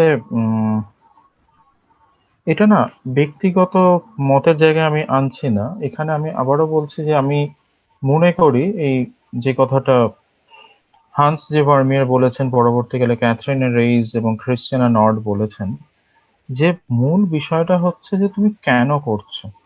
এই যে ধরো তুমি যে দুটি উদাহরণ দিলে, আমি যদি সেই দুটো উদাহরণকে মাথায় রাখি, তোমায় ভাবতে হবে বা আমায় ভাবতে হবে যে আমি ট্রান্সলেশনটাকে কার জন্য করছি এবং কি জন্য করছি। ধরে নাও আমাকে একটা প্রজেক্ট দেওয়া হয়েছে, যেখানে ধরে নাও কোনো একজন বিখ্যাত ব্যক্তির কোনো একটা নোবেল স্পিচ, সেটা ধরো ট্রান্সলেট করতে। ধরে নাও আমার কথা গার্সিয়া মার্কেজের নোবেল স্পিচটা বাংলায় ট্রান্সলেট করতে বলা হলো। এখানে আমাকে ভাবতে হবে যে আমার টার্গেটটা কি, আমার পারপাসটা কি। আমার পারপাসটা যদি হয়ে থাকে এরকম যে মার্কেজের যে বক্তব্য সেটাকে যথাযথ বাংলায় আমি তুলে আনবো, তাহলে আমাকে আক্ষরিক অনুবাদ করতে হবে। আর যদি আমি মনে করি যে না, এখানে আমি আমার ইন্টারপ্রিটেশন বা আমি থার্ড ওয়ার্ল্ড কান্ট্রির একজন মানুষ, একজন লিটারারি এনথুজিয়াস্ট, সে আরেকটি থার্ড ওয়ার্ল্ড কান্ট্রির মানুষ নোবেল পেয়েছে, তার মানে বক্তব্য নোবেল প্রাইজ পেয়ে সেটাকে আমি আমার মতন করে ইন্টারপ্রেট করব আমার জায়গায় দাঁড়িয়ে, তাহলে আমার পারপাসটা চেঞ্জ হয়ে যাচ্ছে, ফলত আমার ট্রান্সলেশনটা চেঞ্জ হয়ে যাবে। এটা পুরোটা দাঁড়িয়েছে আমি কোন স্ট্র্যাটেজি নিচ্ছি, সেটার পেছনে কারণটা আগে আমার ভাবতে হবে, উদ্দেশ্যটা কি, আমার ট্রান্সলেশনের পেছনে উদ্দেশ্যটা কি। সেটার উপরে আমার মনে হয়, ধরো আমি যদি দলিত সাহিত্য অনুবাদ করি, এখন যদি আমি মনে করি যে দলিত সাহিত্য অনুবাদের সময় আমার দলিত সাহিত্যিক যিনি, তার বক্তব্যটাকেই তুলে ধরাটা প্রাসঙ্গিক, তাহলে আমি সেটা করব। আর যদি আমি ধরো গায়ত্রী স্পিভাকের মতন ভাবি যে না, আমি এই মহাশ্বেতা ট্রান্সলেশন করার সময় আমি আমার ইন্টারপ্রিটেশনটাকে প্রাধান্য দেব, তাহলে মহাশ্বেতার দোপটি, যেটা কিনা একটি ক্লাস টেক্সট, মানে যেখানে ক্লাস স্ট্রাগল নিয়ে কথা বলা হয়েছে, সেটাকে আমি ট্রান্সলেশনের মাধ্যমে ম্যানিপুলেট করলাম এমন ভাবে, টেক্সটটা হয়ে গেল একটি একটি থার্ড ওয়ার্ল্ড ফেমিনিস্ট টেক্সট। তাহলে আমার পারপাসটা কি ছিল সেটা আমার ভাবতে হবে। মহাশ্বেতা যেটা নিয়ে পরবর্তীকালে স্পিভাককে অনেকেই এটা মানে ওদের মধ্যে বাদানুবাদ হয়েছে, কিন্তু এক্ষেত্রে দুজনেই সঠিক। মহাশ্বেতা বলেছেন যে আমি তো ফেমিনিস্ট রাইটার নই, আমি ক্লাস স্ট্রাগল নিয়ে কথা বলেছি। গায়ত্রী আমাকে একজন ফেমিনিস্ট রাইটার বানিয়ে ফেলেছে, এবং যে কারণে উনি সমীপ বন্দ্যোপাধ্যায়কে বলেন যে তুমি আমার ট্রান্সলেশন গুলো করো, যাতে করে আমার ইমেজটা একটা রিকভারি হয়। যদি তোমরা কেউ অঞ্জুম কাটিয়ালের সাথে মহাশ্বেতা দেবীর যে ইন্টারভিউটা আছে সেটা অনলাইন পড়ে দেখো, তাহলে এই জায়গাটা পাবে। কিন্তু প্রশ্ন হচ্ছে যে তাহলে কি স্পিভাক দোষী? না, স্পিভাক যখন দোপতি পড়ছেন, তিনি দোপতির মধ্যে একটা ফেমিনিস্ট ভয়েসকে আবিষ্কার করেছেন, ট্রান্সলেশন অ্যাজ ডিসকভারি। তিনি ডিসকভার করছেন মহাশ্বেতার মধ্যে একটা ফেমিনিস্ট ভয়েসকে, সেটাকেও আমি অগ্রাহ্য করতে পারি না। এবং উনি এই টেক্সটটাকে একটা রাজনীতির আঙিনায় আনছেন। আমরা জানি যে এই দোপতি ট্রান্সলেশনের সামনে 10 পাতার একটি ইন্ট্রোডাকশন আছে। যেখানে উনি থার্ড ওয়ার্ল্ড ফেমিনিজমটাকে প্রপাগেট করছেন। ৮ পাতার একটা ট্রান্সলেশনে ১০ পাতার ইন্ট্রোডাকশন। তার মানে পেছনে একটা রাজনীতি ছিল স্পিভাকের। তো সেই জায়গায় দাঁড়িয়ে স্পিভাক তার পারপাসটাকে সার্ভ করেছেন। ঠিক আছে। সমীক বন্দ্যোপাধ্যায় যখন মহাশ্বেতা ট্রান্সলেট করছেন, উনি মহাশ্বেতাকে লিটারালি ট্রান্সলেট করছেন এবং 5 প্লেস যেটা আছে সমীক বন্দ্যোপাধ্যায় পড়লে মনে হবে যে মহাশ্বেতা একজন ক্লাস রাইটার। উনি রিকভার করছেন মহাশ্বেতার ইমেজকে, উনি ওনার জায়গায় দাঁড়িয়ে ঠিক। এখানে ঠিক ভুল আমার মতামতটা ইম্পর্টেন্ট নয়, ইম্পর্টেন্ট হচ্ছে আমার পারপাসটা কি, আমি কেন করছি।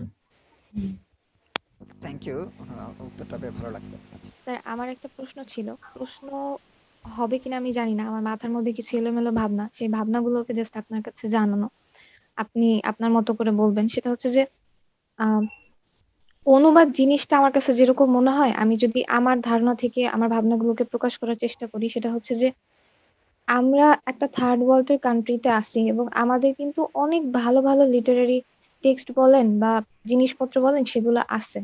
এখন আমরা সেটা বাইরে সেভাবে নিতে পারছি না কেন? কারণ আমাদের এই যে অনুবাদের যে একটা সেতু বন্ধনের জায়গাটা, সেই জায়গাটা হয় নাই, তৈরি করতে পারিনি আমরা সেইখান থেকে। এখন একজন অনুবাদক কিরকম হবেন এটা যদি আমি ভাবি, তাহলে অবশ্যই আমি যদি ইংরেজির কথা বলি, তাহলে মানে কোনো একজন মানুষ যে ওই ভাষায় অনুবাদ করছেন এবং তাকে হচ্ছে ওই ভাষাটা জানতে হবে, এবং মোটামুটি আমি ধরে নিই যে সে যেই ভাষা থেকে আরেকটা ভাষায় পৌঁছাচ্ছেন, সেই দুইটা ভাষার মধ্যে যে কোনো একটা তার ফার্স্ট ল্যাঙ্গুয়েজ হবে এবং অপরটা হয়তো সে রপ্ত করেছেন এরকম একটা জায়গা থেকে। এবং এই যে অনুবাদের ক্ষেত্রে তো শুধু ভাষায় না, এই যে কালচারাল যে বোঝাপড়াটা বা বিভিন্ন ছোট ছোট যে টার্মিনোলজির যে বোঝাপড়াটা, এটাও তো থাকা জরুরি। তাহলে আমি যদি আমাদের প্রেক্ষাপটে দেখি, যে কোনো মানুষ ধরেন আমি যদি আজকে জীবনানন্দকে ইংরেজিতে অনুবাদ করতে যাই, আমার কাছে তো বাংলা থেকে আমি ইংরেজিতে পৌঁছাচ্ছি, মানে সেখানে যদি দেখি তাহলে ভাষার জার্নিটা তো হচ্ছে যে আমি একটা মানে কোট আনকোট বিলো স্ট্যান্ডার্ড ভাষা থেকে একটা ইন্টারন্যাশনাল ভাষায় পৌঁছাচ্ছি। মানে কোট আনকোট আমি যদি ভাষা মানে শব্দ প্রয়োগ হয়তো আমার ভুলভাল হতে পারে, আপনি হয়তো বুঝবেন আমি কি বোঝাতে চাচ্ছি। হুম হুম হুম হুম সেইখান থেকে, হ্যাঁ, আমি সেইখান থেকে হচ্ছে যে বাংলাটা হয়তো আমার ফার্স্ট ল্যাঙ্গুয়েজ, কিন্তু আমি তো পৌঁছাচ্ছি ওই ভাষায়, ইংরেজি তো আমার ফার্স্ট ল্যাঙ্গুয়েজ না।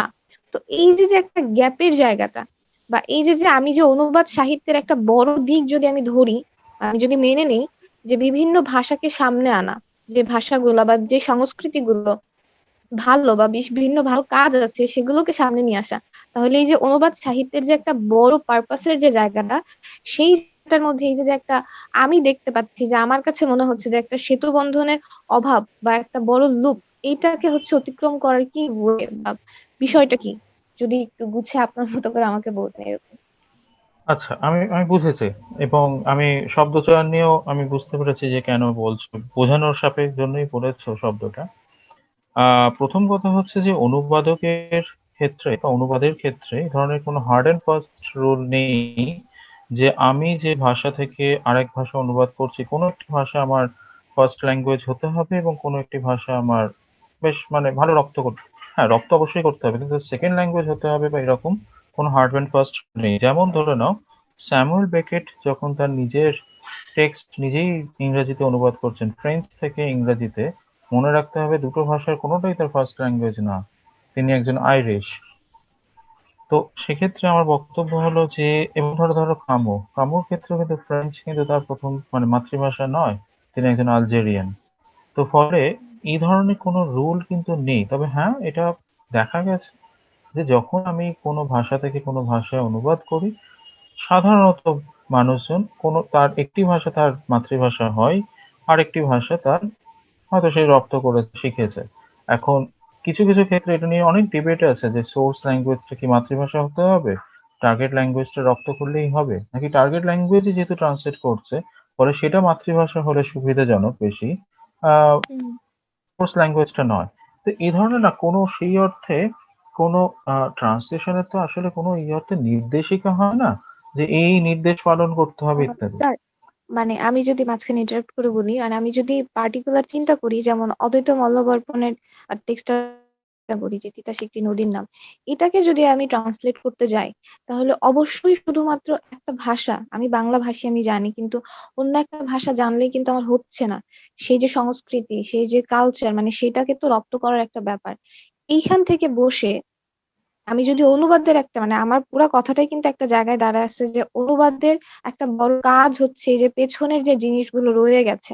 যেমন আমি যদি আজকে 2020 সালে বসেও ভাবি, আমার কাছে মনে হবে যে অমিত মল্ল বর্মণ কি লিখে গেছেন আমি নিজেই তো রিলেট করতে পারি না। যদিও একই ভাষার মানুষ আমরা, একই দেশের মানুষ আমরা, কিন্তু সেটা তো অবশ্যই হিস্ট্রির মধ্যে আছে। এটা আমার কোথাও না কোথাও একটা পিছু টান, আমারই ইতিহাস যেটা আমি এখন ভুলে গেছি, কিন্তু অনেক সুন্দর একটা ইতিহাস যেটা সবার জানার প্রয়োজন। এখন সেই দায়বদ্ধতার জায়গা থেকে যদি আমি মনে করি এটা সবার কাছে পৌঁছে দেওয়া প্রয়োজন, সেইখান থেকে অনুবাদকের মানে সেই প্রেক্ষাপটে দাঁড়ায় আমি যদি ভাবি, তখন ব্যাপারটা কিভাবে আগাচ্ছে। এখানে আমি আবারও বলছি, মানে আমি প্রশ্নটা বুঝতে পারছি, কিন্তু এখানে একটা জিনিস মাথায় রাখতে হবে। একটা কনসেপ্ট আছে, আমি এটা ভেবেছিলাম যখন আমি ভারতীয় উপমহাদেশের নিরিখে অনুবাদ চর্চা নিয়ে আলোচনা করব, তখন বলবো ট্রান্সলেটিং কনসিয়াসনেস বলে গণেশ দেবের একটা আইডিয়া আছে। আমি ওটা এখন বোঝাচ্ছি না, আমি মূলত যেটা বোঝানোর চেষ্টা করছি যে ভারতীয় ভাষাতে মানে ভারতীয় টেক্সট গুলো এমন অনেক টেক্সট আছে, যেমন ধরো শকুন্তলা। আমরা জানি শকুন্তলা সংস্কৃতে লেখা, তা কিন্তু নয়। শকুন্তলাতে কিন্তু আরো দুটো ভাষা আছে, অপভ্রংশ আছে, প্রাকৃত আছে, ইত্যাদি। হুম এখানে প্রশ্নটা হচ্ছে, ধরো তোমার সতীনাথ ভাদুরী ঢোঁড়ায় চরিত মানুষ, সেখানেও হুম একাধিক ডায়ালেক্ট রয়েছে। হুম প্রশ্নটা হচ্ছে যে ভারতীয় টেক্সট গুলো বা ভারতীয় উপমহাদেশে যে টেক্সট গুলো, তার কিন্তু ভাষা একটা ভাষাতেই লেখা প্রথমত তা নয়। তাহলে এখানে প্রশ্নটা হুম আসছে যে তাহলে কোন ভাষা জানতে হবে?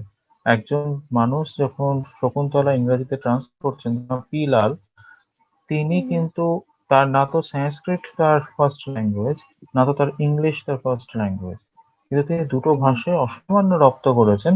তার সাথে সাথে আমি যেটা বললাম, multilingual nature of the text, অন্যান্য ভাষাগুলো তিনি জানেন, অপভ্রংশ ইত্যাদি যেগুলো আছে শকুন্তলার মধ্যে, সেইগুলো জেনে অবশ্যই একজন ট্রান্সলেটরকে তার দুটো কালচারই ভালো করে রপ্ত করতে হবে, এ বিষয়ে কোনো সন্দেহ নেই। কিন্তু প্রশ্নটা হচ্ছে যে এই ধরনের কোনো হার্ড অ্যান্ড ফাস্ট রুল নেই যে কোনটা বেশি জানতে হবে, কোনটা তার মাতৃভাষা হতে হবে ইত্যাদি। তবে হ্যাঁ, একজন হুম একজন যখন ধরো আমি কথার কথা বলছি, সত্যনাথ ভাদুরী ঢোড়াই চরিত মানুষ অনুবাদ করেছেন যাদবপুর বিশ্ববিদ্যালয়ের একজন অধ্যাপক ঈপ্সিতা চন্দ্র। তিনি কেন হুম করতে পেরেছেন? কারণ তিনি ওই জায়গাকার মানুষ। তিনি ওখান থেকে পূর্ণিয়া জেলা থেকে এসেছেন। ফলত তার পক্ষে ওই মাল্টিলিঙ্গুয়াল যে নেচার অফ দ্য টেক্সট, ওটাকে ধরাটা অনেক ইজিয়ার ছিল। এবং সেটা হুম তিনি ইংরেজিতে অনুবাদ করেছেন, সাহিত্য একাডেমি থেকে বেরিয়েছে অনুবাদটি। অসামান্য একটি অনুবাদ।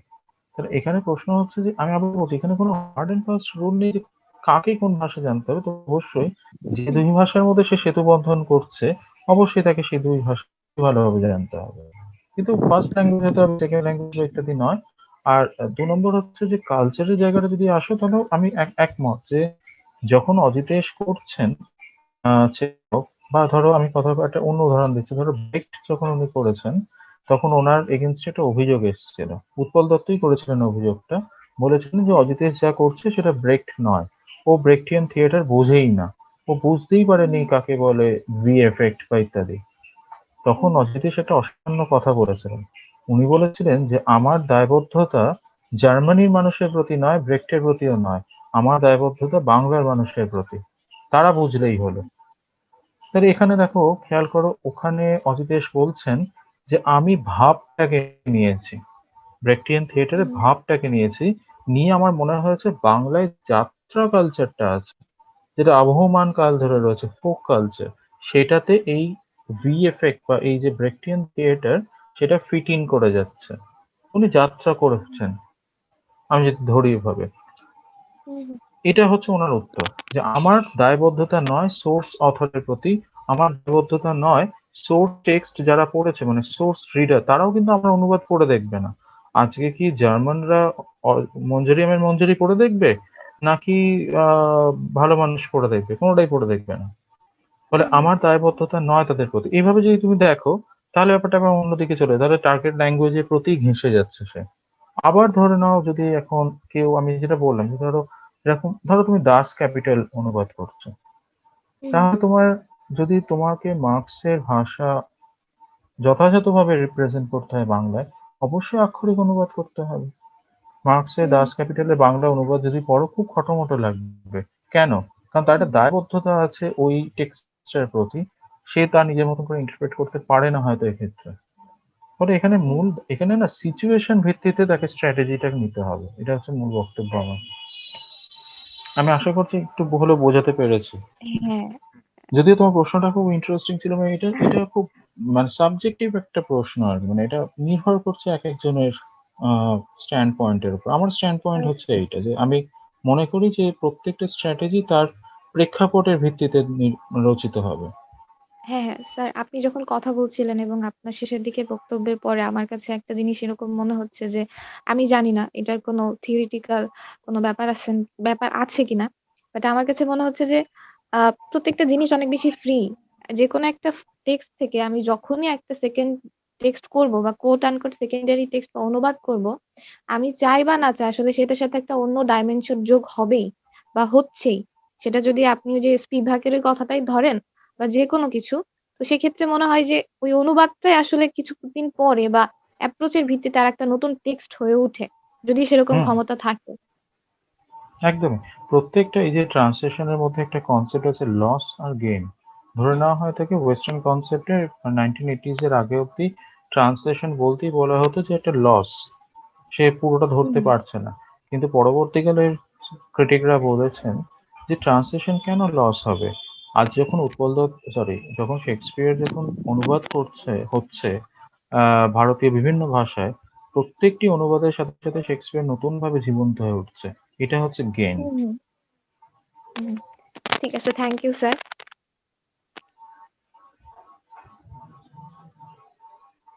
অনেক ধন্যবাদ। আছে কি জি স্যার, আমি সোহেল রানা বলতেছিলাম। সেটা হলো যে আমাদের হ্যাঁ, হ্যাঁ, বলুন। যে আজকের যে আলোচনা আর কি অনুবাদ বা ট্রান্সলেশন সম্পর্কে, সেটা হলো যে ওয়ার্ল্ড লিটারেচার বলি অথবা কম্পারেটিভ লিটারেচার বলি অথবা ওয়ার্ল্ড কমিউনিকেশনের ক্ষেত্রে বলি, এই ট্রান্সলেশন বা অনুবাদের কিন্তু এর কোনো বিকল্প নেই। আহ, হুম, সেই হিসাবে এই অনুবাদ সম্পর্কে যেই প্রাথমিক এবং গুরুত্ববহ যে আলোচনাগুলো আর কি খুবই গোছালো ভাবেই আসলে বলতে হবে, যদিও আপনি অস্বীকার করছেন বা স্বীকার করতে চাচ্ছেন না। সেই রবীন্দ্রনাথের মতনই যে বলতে হয় যে ভালো যদি আরো ভালো হতো, তো হয়তো বা আপনি আরো ভালো চেষ্টা করছেন, কিন্তু আমাদের কাছে এটা যথেষ্ট পরিমাণ গোছালো মনে হয়েছে। এবং আপনার স্লাইড গুলোর মাধ্যমেও যেভাবে মানে একটা বোঝানোর যেই একটা যে সাবলীলতা, তার মধ্য দিয়ে মনে হয়েছে যে হ্যাঁ, আমরা অনুবাদ সম্পর্কে আরো অনেক নতুন তথ্য জানলাম, যেগুলো হয়তো বা আমাদের অনেক জানা ছিল না। তো আরো আশা রাখি যে আপনি আগামীতে আমাদের সঙ্গে আরো যুক্ত হবেন এবং আপনার দক্ষতা আমাদের মধ্যে শেয়ার করবেন, এবং আমরাও অনুবাদ সম্পর্কে আরো বেশি কিছু জানতে পারবো। ধন্যবাদ। খুব ভালো আমি লাগছে একটা শুনলাম। তুমি আমাদের ক্লাস নিতে পারোনি তেমন ভাবে, বাট এখানটা খুব স্যাটিসফাইড হলাম এই ক্লাসটা, মানে এই সেশনটা করে খুব ভালো লাগলো। Thank you so much. আমি বোধহয় ক্লাস নিতে পারিনি, কারণ আমি বোধহয় ততদিনে বোধহয় যাদবপুর ছেড়ে দিয়েছি, তাই না? হ্যাঁ, হ্যাঁ, হ্যাঁ। হ্যাঁ, আর নইলে এই এই পেপারটা আমার খুব প্রিয় পেপার ছিল যাদবপুরে। এবং আমি মানে থ্যাঙ্কফুলি আমি যেখানে জয়েন করেছি সেখানে ট্রান্সলেশন স্টাডিজ পেপারটা আমাকেই পড়াতে দেওয়া হয়েছে। কিন্তু আচ্ছা, আমি একটা দুটো জিনিস একটু চট করে বলে নিই। এক হচ্ছে যে প্রথম কথা হচ্ছে, মানে আমি জানি এটার বলার পেছনে একটা কারণ আছে, বারবার করে অনেকেই রিন্দন স্যার বলছে। শ্রেষ্ঠা জানে যে যাদবপুরে একটা কালচার রয়েছে, আমরা না আমাদের কোনো শিক্ষক শিক্ষিকাকে স্যার বা ম্যাডাম বলি না। আমাদের মানে আমার সুপারভাইজারকেও কিন্তু আমি সায়ন্তন দা বলি। এমনকি তার সুপারভাইজার সুচরিতা দি, যার বয়স ধরো তোমার ৬২ হবে, তাকেও কিন্তু আমি সুচরিতা দিই বলি। মানে আমি সুচরিতা ম্যাম কখনো বলিনি। আমি খুব খুশি হব যে তোমরা প্রত্যেকে রিন্দন দা বলো। আচ্ছা, এটা গেল প্রথম। ২ নম্বর হচ্ছে ও যে ওয়ার্ল্ড লিটারেচারের কথাটা বললো, আমি একটা ছোট্ট কথা বলে রাখি, একদম সঠিক জায়গায় ও বলেছে। আমি জানি না যে ও পড়েছে কিনা, না পড়ে থাকলে মানতে হবে যে ওর দূরদর্শিতা সাংঘাতিক। David Ambrose what is world literature এই প্রবন্ধে বলেছেন যে ওয়ার্ল্ড লিটারেচার এটার মূল বিষয় হচ্ছে, মানে একটা রিজিওনাল লিটারেচার বা ন্যাশনাল লিটারেচার থেকে ওয়ার্ল্ড লিটারেচারের উত্তরণের যে প্রসেস, ৩টে মোড উনি বলেছেন। ট্রান্সলেশন তার প্রথম, সার্কুলেশন তার দ্বিতীয়, অ্যান্ড প্রোডাকশন তার তৃতীয়। মানে প্রথমে ট্রান্সলেট হবে, তার সার্কুলেশন হবে এবং তার প্রোডাকশন হবে। মানে আমি আমি চমকে গেছি ও যখনই বললো কথাটা। হ্যাঁ, এটা জাস্ট একটু অফ দ্য ট্র্যাক একটা কথা হঠাৎ মনে পড়লো, বললো বলে আমার কথাটা মাথায় এলো। খুবই ধন্যবাদ, খুব ভালো লেগেছে বিনোদন আমার। মানে ফ্লোটা যদি আরেকবার একটু বলতেন, এটা একটু নোট করতেছিলাম। ট্রান্সলেশন, সার্কুলেশন অ্যান্ড প্রোডাকশন, 3টে মোড। তুমি অনলাইন এই সেটা মানে বইটাই পেয়ে যাবে, just what is world literature বলে সার্চ করো। ডেভিড অ্যাম্বরোস, না পেলে আমাকে বলো, আমার ইমেল আইডি সোহনকে আমি বলবো দিয়ে রাখতে, আমাকে বলো, আমার কাছে আছে ই আমার কপি কাছেও আছে দাদা, আমিও ওখানে। চাইলে ওকে দিয়ে দিতে পারবো, আমার কাছে আছে বইটা। হ্যাঁ, মানে ওটাতে আছে এই একদম লিখিতভাবে উনি বলছেন যে ট্রান্সলেশন ব্যতি রেখে কিন্তু ওয়ার্ল্ড লিটারেচার হতে পারে না। বিশ্ব সাহিত্যের প্রথম এটাই হচ্ছে অনুবাদ, নাহলে হবে কি করে? এই যে ধরো বারবার জীবনানন্দের কথা বলছিল উর্মি, তাও কিন্তু তাই। আজকে ট্রান্সলেশন না হলে জীবনানন্দ কিভাবে বিশ্ব সাহিত্যের দরবারে পৌঁছাবে? যে রবীন্দ্রনাথ কেন পৌঁছে গেছিলেন? নিজে নিজেরটা ট্রান্সলেট করে ফেলেছিলেন, বাকিটা করতে পারেনি, তাই পিছিয়ে গেছে, আর কিচ্ছু না। নইলে আরো 3-4টে নোবেল আমাদের বাঁধা ছিল। না না, আমি এটা একটা জাস্ট মানে শেষে বলার যে এই যে ধরো তোমরা কম্পারেটিভ লিটারেচারের ছাত্র, আমি এবং শ্রেষ্ঠা দুজনেই যাদবপুরের ছাত্র কম্পারেটিভ লিটারেচার। আমরা একটা জায়গায় কিন্তু আমার মনে হয় যে এই গোটা প্ল্যাটফর্মটা আমার কেন আমি আসতে এত মানে অধীর আগ্রহে মানে বসেছিলাম, এবং আমার অনেক বন্ধু বান্ধবকে আমি প্ল্যাটফর্মটার কথা জানিয়েছি ইত্যাদি, সোহন খানিকটা জানে। সেটার বিষয় হচ্ছে যে কম্পারেটিভ লিটারেচারে যখন আমরা ভর্তি হয়েছিলাম তখন আমাদেরকে বলা হয়েছিল প্রত্যেকটি কম্পারেটিভ লিটারেচারের ছাত্র আসলে একটি পদাতিক যোদ্ধা। আমাদেরকে কিন্তু এই বিভিন্ন বড় বড় বিভাগ, ইংরেজি বিশেষ করে, তাদের সাথে কিন্তু প্রতিনিয়ত যুদ্ধ করে যেতে হচ্ছে। এবং এটা আমি সারাক্ষণ আমার ঘরে বাইরে যুদ্ধটা চলে। আমার স্ত্রী ইংরেজি বিভাগের অধ্যাপিকা, আমার সারাক্ষণই তার সাথে যুদ্ধ চলে। ফলে এই জায়গাটা কিন্তু আমরা যেন কেউ ভুলে না যাই যে আমাদেরকে কিন্তু একটা কন্টিনিউয়াস স্ট্রাগলের মধ্যে দিয়ে জমি তৈরির একটা চেষ্টা করে যেতে হবে। এবং এবং আমি আগে আগে মনে করতাম যখন আমি শ্রেষ্ঠার মতন ধরো পড়তাম যাদবপুরে, মানে MA পড়তাম আর কি, তখন আমি খুব মনে করতাম যে আর যাই হোক ইংলিশ ডিপার্টমেন্টে আমি কোনোদিন চাকরি নেব না, আমার শত্রু ডিপার্টমেন্টে আমি কোনোদিন যাব না। পরবর্তীকালে আমার যিনি সুপারভাইজার, তিনি আমাকে একটা কথা বললেন যে ট্রয়ের যুদ্ধে কি করে গ্রিকরা জিতেছিল মনে আছে? এই ঘোড়ার মধ্যে দিয়ে ভেতরে ঢুকে। তুমি যতক্ষণ না ইংরেজি বিভাগের মধ্যে ঢুকে ইংরেজি বিভাগটাকেই ভেতর থেকে বদলে দিচ্ছ, ততক্ষণ পর্যন্ত যুদ্ধে তুমি যেতনি। এটা বলতে আমি তোমাদেরকে এক্ষুনি মনে পড়ছে না, একজন খুব বড় ক্রিটিক, আমার একটু খুঁজতে হবে, আমার আসলে নাম একদম চট করে মনে পড়ে না, একজন খুব বড় বিদেশি ক্রিটিক, তিনি এক জায়গায় লিখেছেন যে আমরা কিন্তু এই যুদ্ধটা জিতে গেছি, কারণ ইংরেজি বিভাগগুলো আমাদেরকে স্বীকার করুক বা না করুক, ইংরেজি বিভাগগুলো কিন্তু আমাদের যে পড়ানোর যে মেথডোলজি সেটাকে অ্যাডপ্ট করে ফেলেছে। এবং শ্রেষ্ঠা জানে আমাদের ভারতে রিসেন্টলি ইউজিসি যে সিলেবাসটি ইংরেজি ডিপার্টমেন্টগুলোর জন্য করেছে গ্র্যাজুয়েশন লেভেলে, সারা ভারতবর্ষে এখন একটাই সিলেবাস গ্র্যাজুয়েশন ইংলিশের, তার 60% যাদবপুরে কম্পারেটিভ থেকে টুকেছে, কোট আনকোট আমি বলছি। এবং তুমি বিশ্বাস করবে না, আমি যেখানে পড়াই সেটাও ধরো ইউজিসি রেকগনাইজড একটি বিশ্ববিদ্যালয়, সেখানে আমি world literature, translation studies, modern European theatre ইত্যাদি সমেত যে যে ভাষা যে যে বিষয় মানে পেপারগুলো পড়াই, ক্লাসিক্যাল ইউরোপিয়ান লিটারেচার প্রত্যেকটা শ্রেষ্ঠা জানে যাদবপুরে কম্পারেটিভের গ্র্যাজুয়েশন থেকে পোস্ট গ্র্যাজুয়েশনে ছিল। তাহলে কি দাঁড়ালো? যে ইংরেজি বিভাগ কম্পারেটিভ লিটারেচারকে মানেনি, কিন্তু ইংরেজি বিভাগ কম্পারেটিভ লিটারেচারের গোটা সিলেবাসটাকে ধরে হাতিয়ে নিয়েছে, কারণ তাকে সার্ভাইভ করতে গেলে সে জানে ইন্টারডিসিপ্লিনারি হওয়া ছাড়া কোনো গতি নেই। ফলে যুদ্ধটা আমরা জিতে গেছি, শুধু নামটা পাইনি। এই যা একদম এই লাইনটাই বলে আমার একটু বার করতে হবে, যেখান থেকে আমি কথাগুলো বললাম, আমার এক্ষুনি মনে পড়ছে না এক্সাক্ট ভদ্রলোকের নামটা। ফলে এই জিনিসটা আমি সবাইকেই বলবো, এখানে উপস্থিত যারা রয়েছে যাদবপুরের ছাত্র হিসেবে আমরা প্রথম বিভাগ ছিলাম, তোমরা জাহাঙ্গীরনগর ইউনিভার্সিটির প্রথম বিভাগ বাংলাদেশে। খুব অদ্ভুত একটা মিল আছে দুটোরই, কিন্তু অ্যাক্রোনিম JEU। হ্যাঁ, ফলত আমার মনে হয় যে এখানে উপস্থিত প্রত্যেকটি বিভাগের ছাত্রদের কিন্তু এটা দায়িত্ব যে এই বিভাগ এবং এই বিভাগের থেকে বড় কথা হচ্ছে এই ডিসিপ্লিনটা তুলনামূলক সাহিত্য এই ডিসিপ্লিনটা যেন বাংলাদেশের কোণে কোণে ছড়িয়ে যায়, সেই অঙ্গীকারবদ্ধ হওয়াটা খুব জরুরি। এটা না হলে কিন্তু এইটা নিজেদের জন্য শুধু বলছি না, মানে সামনের জেনারেশনের জন্য কিন্তু এটা খুব দরকার। প্রত্যেককে এখানে এই রোলটা প্লে করতে হবে আদার দ্যান নিজেদের পড়াশোনা। আর আপনাকে আজকে এত সুন্দর আলোচনার জন্য অনেক অনেক ধন্যবাদ বিন্দন দা। আমি আশা করব Thank you. আপনার সেশন আমরা আবার পাবো, যখনই ডাকবো তখনই পাবো। অবশ্যই। হ্যাঁ, ধন্যবাদ। এবং আমাদের সাথে যারা এতক্ষণ পর্যন্ত ছিলেন তাদের সবাইকে অসংখ্য ধন্যবাদ। আজকে সেশন আমরা এখানে শেষ করছি তাহলে। ধন্যবাদ সবাই। আমার তরফ থেকে অসংখ্য ধন্যবাদ, এবং আমি আশা করছি পরের সপ্তাহে আমি সোহনের সাথে কথা বলে পরের সপ্তাহে একটা ডেট দিয়ে অবশ্যই আসবো বাকিটা আলোচনা করার জন্য।